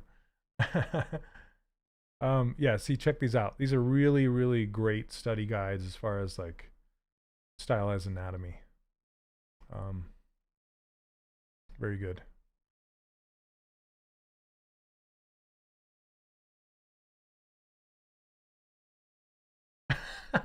Need some lotion. That's a furry bugger right there. Okay. Make this curvy a little bit more.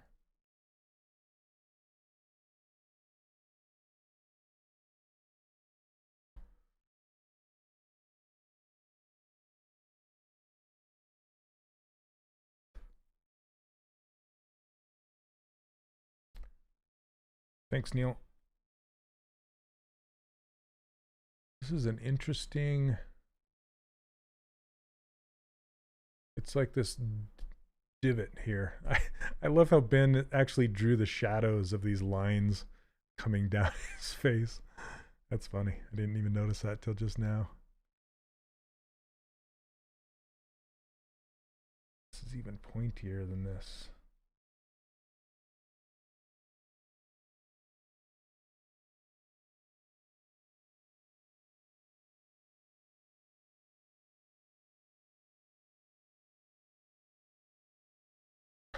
What tablet are you using? It's like, that's the, and it's no problem for you asking, but it's the question of the day. I think I've been asked it the most today. But this is a Cintiq 27-inch Wacom. Wacom.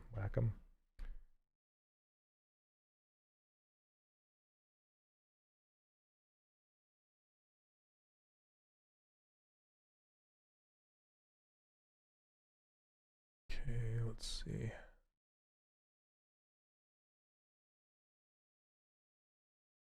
I'm gonna start merging these things together. It's about time.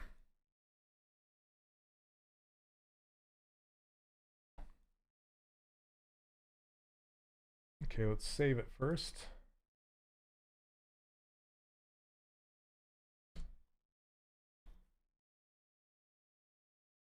Then here comes the stitch.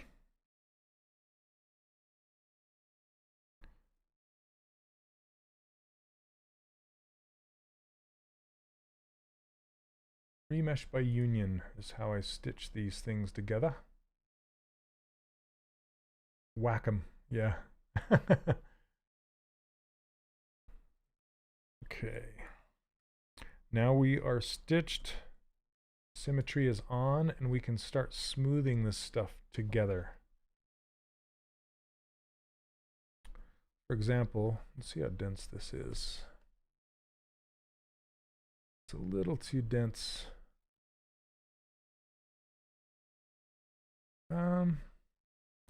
That's okay. Maybe a little more dense. I'm kind of back to where it was. There's like no in between. That's okay. We'll just go with this. There we go.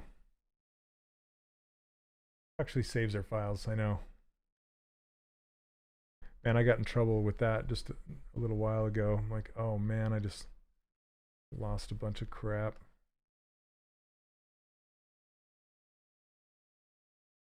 Okay, some of this stuff I want to keep.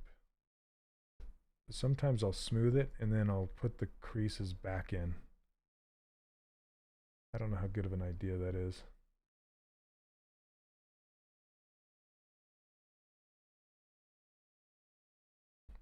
Just to kind of even out the geometry.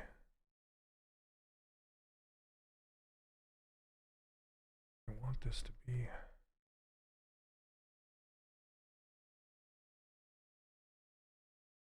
little more round through here.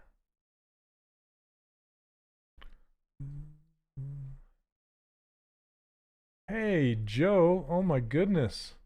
Blast from the past. How are you, man? Well, hello. How are things?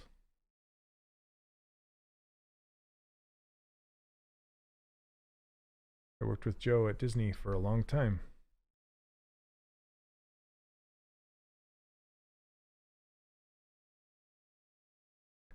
Good to even virtually see you. I'm still sculpting, as you can tell. Like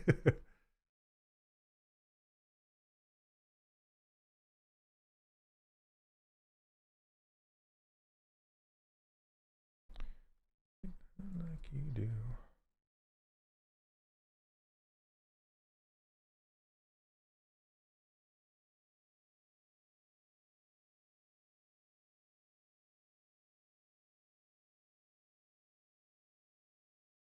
Joe, I'm back in Saratoga Springs. So I'm kind of close to you if you're still in Lehigh.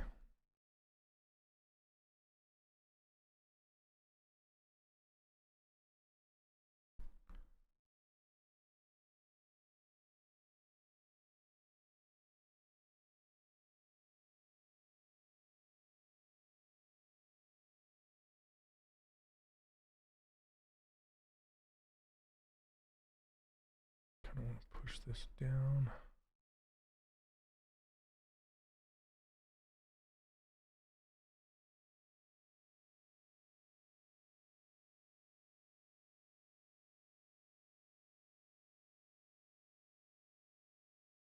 Get this darker up underneath here.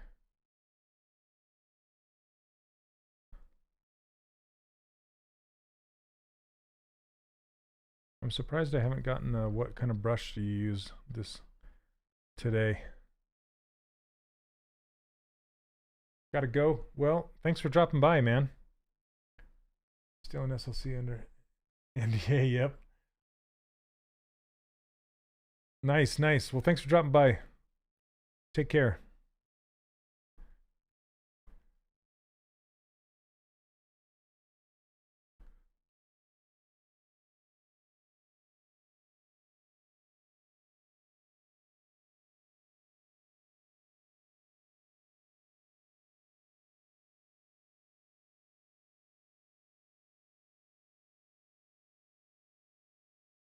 Man, I love the planes on this guy.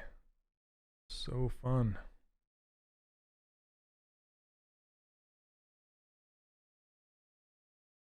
Whoever knew sculpting could be so fun.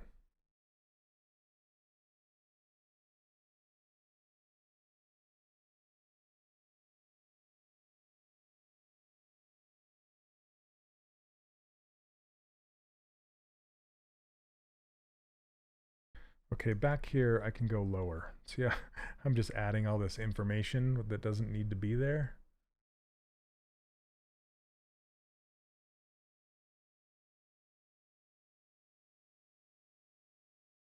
Okay.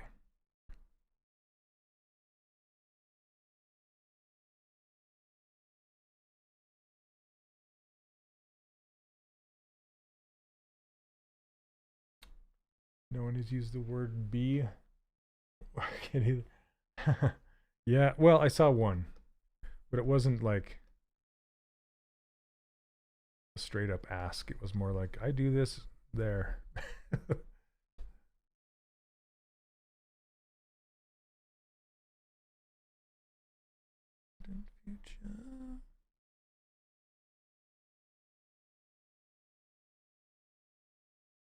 All right, let's bring this down further. Oh.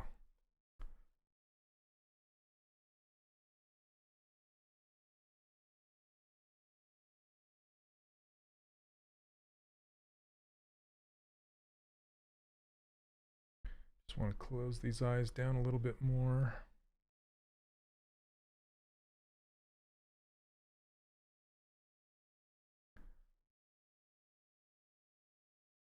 All right, now I want to give him some brows and some eyelashes. Still got about 15 minutes.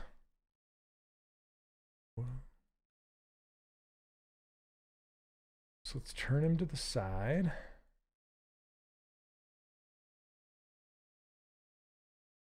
It's interesting because on my other monitor, it's a lot darker than it is on my Cintiq.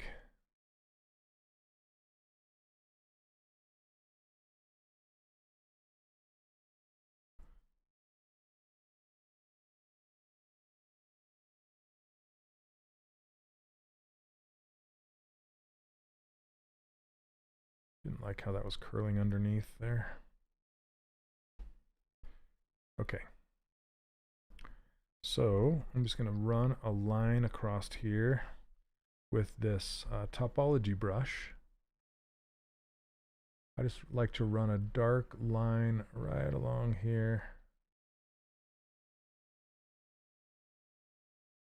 Watching you, I think I know what I do wrong to always get button eyes. Yeah? Button eyes.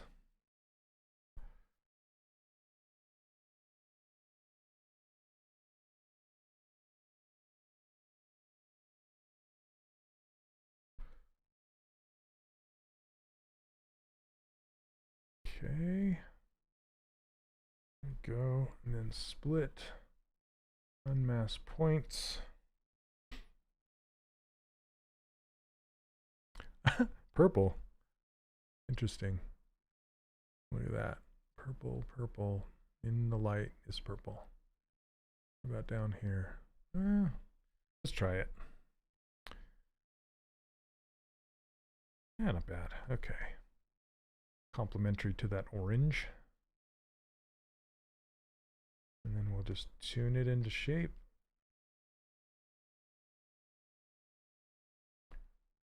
I'm considering using Sculptris the way you do. I have not looked back.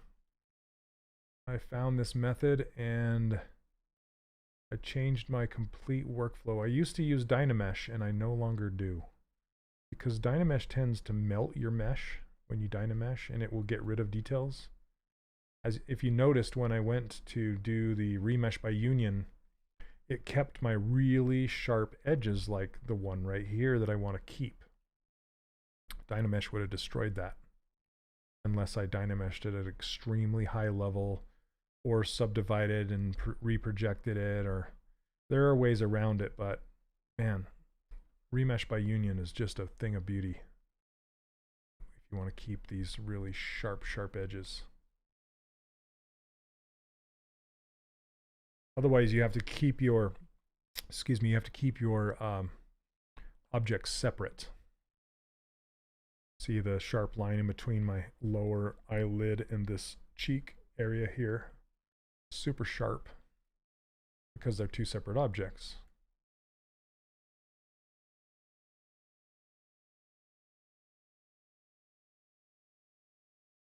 I'm doing everything in my power to not sing along with what I'm listening to. You're welcome.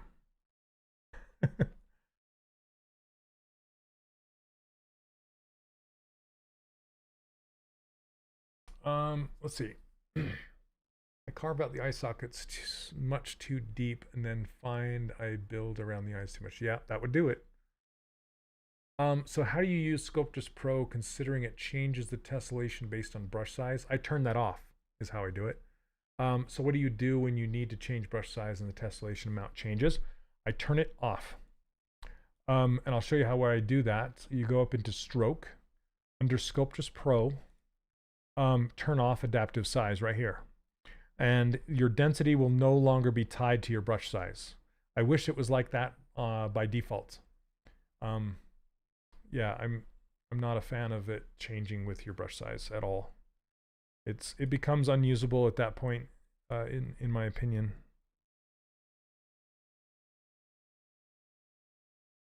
So that's the secret.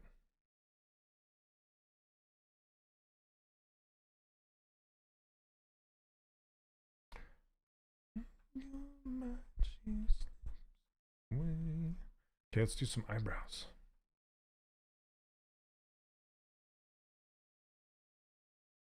Before we do that, I want to pull this back.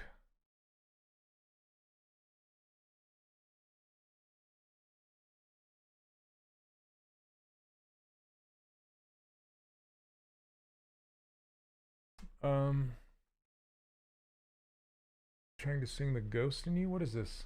This is Phantom Bride by Erasure.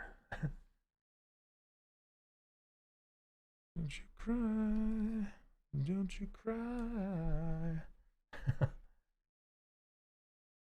No more lies. All right, that's enough of that. Okay, eyebrows, here we go. Thank you. I'm still going through the lesson in my Whittleback jewelry class, and I'm considering using Sculptress more. You know, I wonder, I should have a discussion with Thomas about that, because I think he would love it.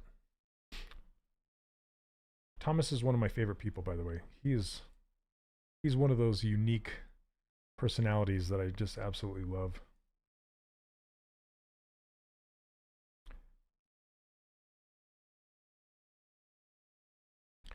And I kind of want to get rid of this. Oh, that's too. So when your density is not tied to your brush, you kind of have to be careful, because right now my density is turned too low, and you could destroy some of your details that way. So I'm going to crank this a little higher. And one thing too is when you press shift to smooth, you'll see that this lights up. And if you try and drag the slider, it's going to snap down to the left here. To get it away from snapping, just let go of shift for a minute, and then you'll be able to slide it around. It's kind of a gotcha that it does. So what I do is I grab it and then let go of shift, and then I can move it. There you go. Thomas says, amazing, love his course. I'm considering producing my first piece using what I learned in his course. Awesome. Yeah. Super. You know, I always miss seeing these people, because I see them every year at the ZBrush Summit, but, you know, of course, the last few years, we haven't had a ZBrush Summit live, so I'm really, really hoping that next year that changes, because these people are my family, and I miss them dearly.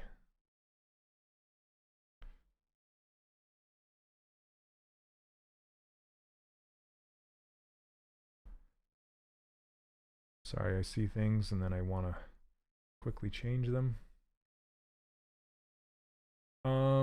Why is your ZBrush buttons blue? Because I made them that way and they fit my brand. I like blue better. They help my mood. Orange makes me angry. No, I'm kidding, of course. Okay.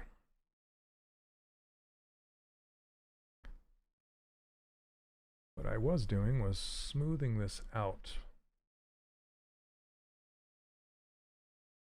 Okay.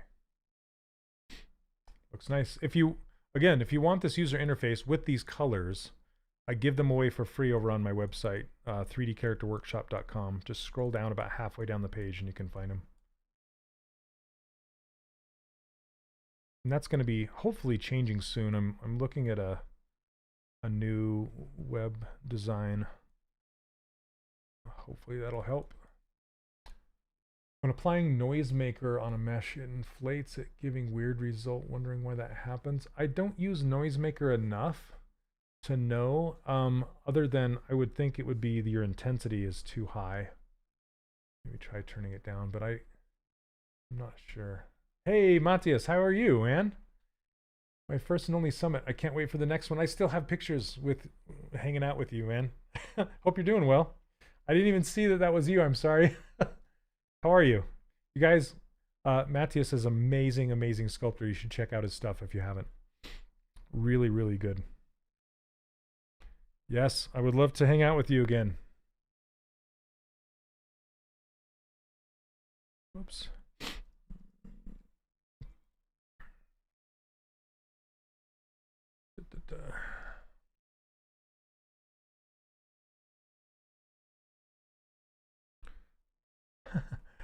Purple. I'm actually going to apply this. Oh, that's too much. Okay.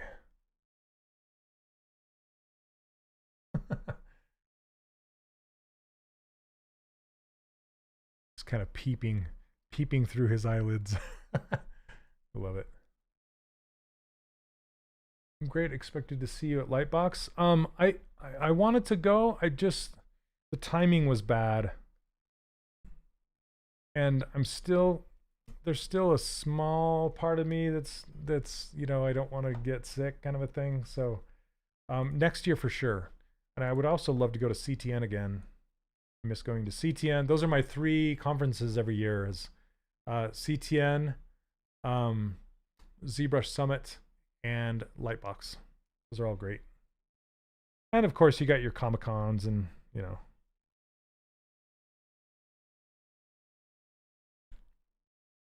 I keep saying I'm going to make these eyebrows, and I keep finding stuff and noodling with it. That's how it goes.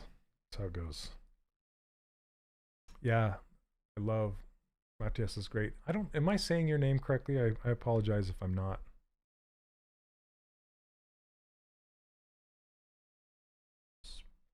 Soft. Love how we got these bluish purple brows. Whoops. Got the arrow down. There we go. Need more 3D stylized character artists exhibiting at Lightbox. Yeah, absolutely. I think Steven was there, right? I don't know if anyone else was. I don't think Matt Thorpe was there this year.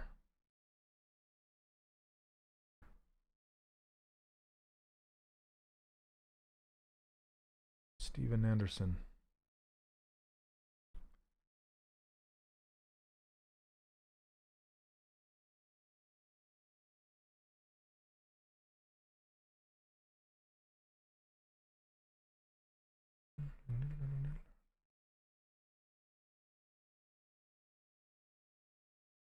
Matthias, I got to show you this. I found this really cool kind of hair technique that I've been using a lot lately, and you might enjoy it. So what I do is I turn Sculptress Pro on the whole brow, and then I just kind of shape it a little bit.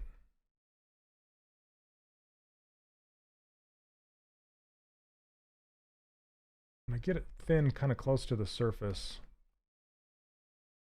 I mean, I could use mesh extract for it, but I'm just so used to blocking stuff out this way that this is how I do it.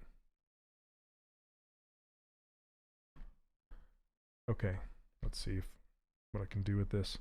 But I basically use this carve brush, and it's kind of like Orbs Cracks 2 in a way, sort of. And then I should probably turn off symmetry for this, but for the sake of speed, I'm gonna do this. Yeah, Steven Anderson was there. Damon Bard, awesome. Eamon, oh, awesome. Okay. Pedro, great. Dang. All fantastic sculptors. Okay, so yeah, when I hit it like this, it starts to reveal the skin underneath and makes a really cool looking hair like this. And then I can just kind of smooth it down.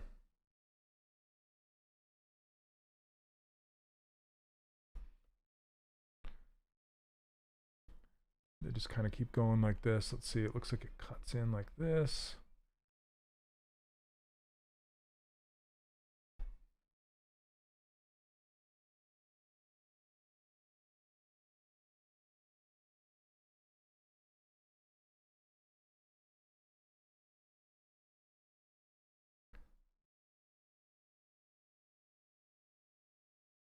It is a custom brush, but it started out its life as Orb Crack. So you could just go find the Orb Crack brush or download this one. I think Neil, is this part of my current brush setup? I can't remember if I've uploaded it since I've added that brush. I think I have. But you can just go get it from my website, which is 3D Character Workshop. Okay, it is there. So right here, 3dcharacterworkshop.com. You can just go grab it. It comes with my brushes. Great technique. I love the hand-drawn feel it adds. Yeah, it's really fun. And you can hold down Alt to pull out, you know, to make peaks instead of valleys. And you can take it more dense with the Sculptress too, so you have even more surface to work with. And then what you can do is use Move with AccuCurve turned on, and then you can pull points out. like this.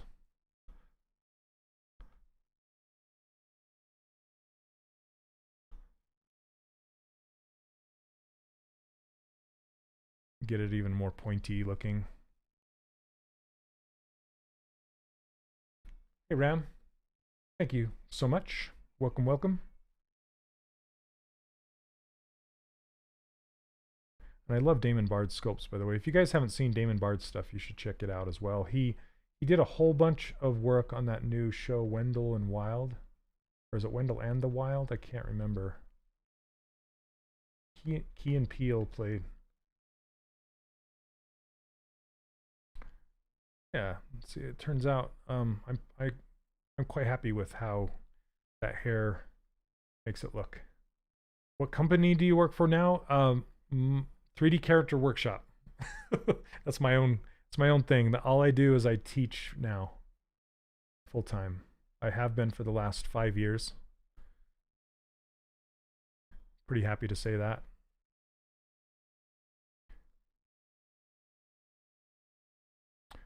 Okay, let's add some more color to his face. But I do a lot of freelance as well, you know, here and there occasionally. I wouldn't say a lot, but I do freelance here and there. Wendell and Wild. Thanks. Okay. Let's grab this color. It's red. Turn off Sculptris Pro for this one. Just kind of warm him up.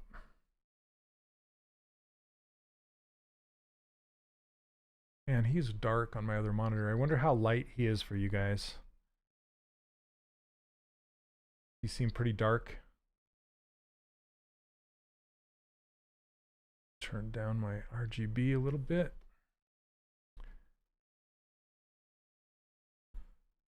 I hope the redshift will give us the subsurface scattering that we all want. We all know and love.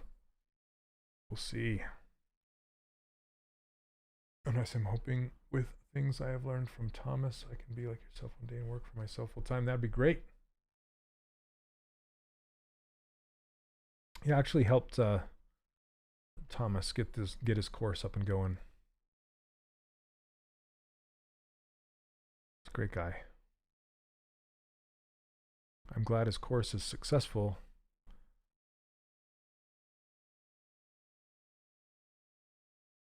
Seems pretty color accurate. Okay. Well, I mean, I would guess that because I'm actually eyedropping from the image here, but I'm just wondering like if both this image and this are kind of on the dark spectrum. Not sure.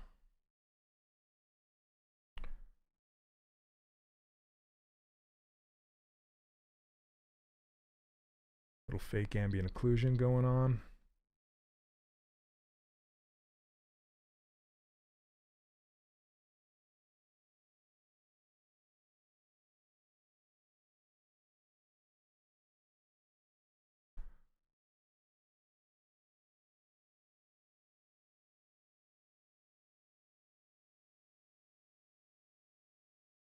Okay, let's see here.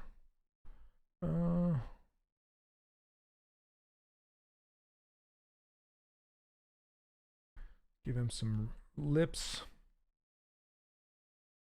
Let's see how dense this is. Okay, we probably need more density to paint these lips in. Another secret with Sculptris Pro is if you want to add more density without actually smoothing out the surface, you can turn on Sculptris Pro, but turn the Z intensity down to 0. We can crank this down a little bit. We can try it. Yeah, there we go. And now you won't touch the actual sculpt. You're just adding density.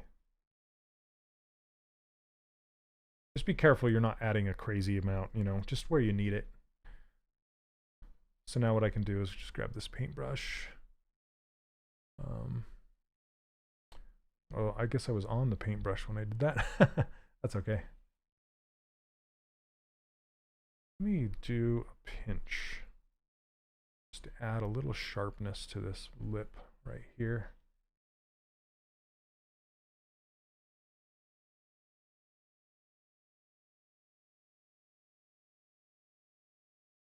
There we go. Kind of give me a line to follow when I'm doing my painting.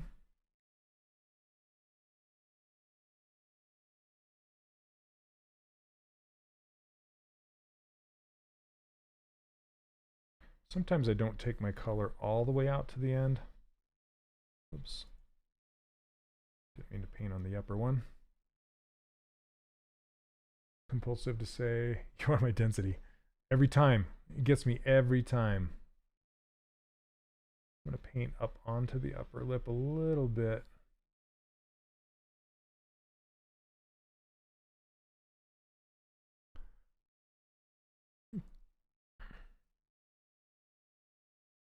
Got to zoom in to grab that color. It's kind of a purple.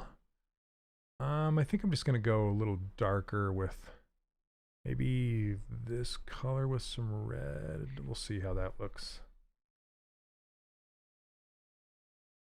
Why is watching pros on ZBrush make stuff so satisfying? You know what's funny? In my off time, I do the same thing. I just watch other people sculpt. Such a nerd when it comes to that. Just to see if I can pick up on any new techniques and things, you know?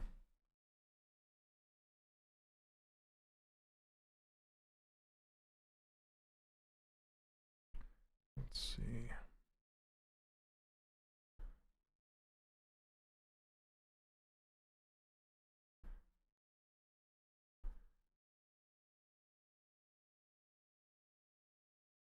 Now I want to give him a little tiny bit of an upper lip. See how it's catching the light right here? Just a tad.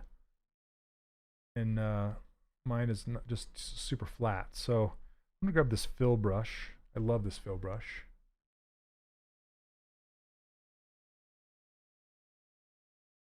And just kind of grow a lip.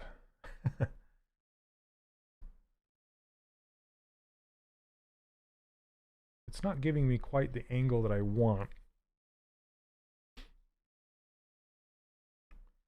I think what I would have to do is get my move brush and put, because it's kind of angled there. Maybe I can, I don't think inflate would do it either. Let's turn off Sculptress just to be safe here. That's actually doing what I want. There we go. It's therapeutic to see other people sculpting. You always learn something new. Always. There's so many different ways you can do things. There we go. Now he's got a little bit of a lip that's catching the light. See, and I didn't paint that color. That's just the light. Oftentimes I say sculpting is like painting with light.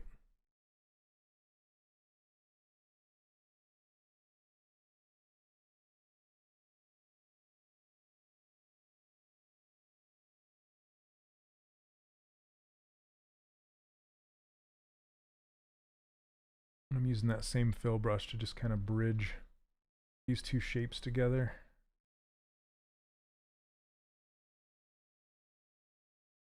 And then I can come in with my detail brush and just kind of cut this in a little bit more.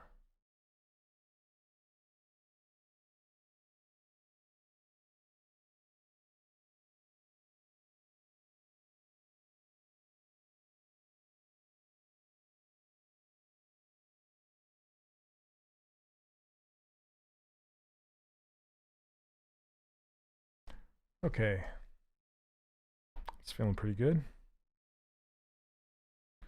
And I think that's going to do it for me, guys. I still need to figure out what I'm going to do with his hair.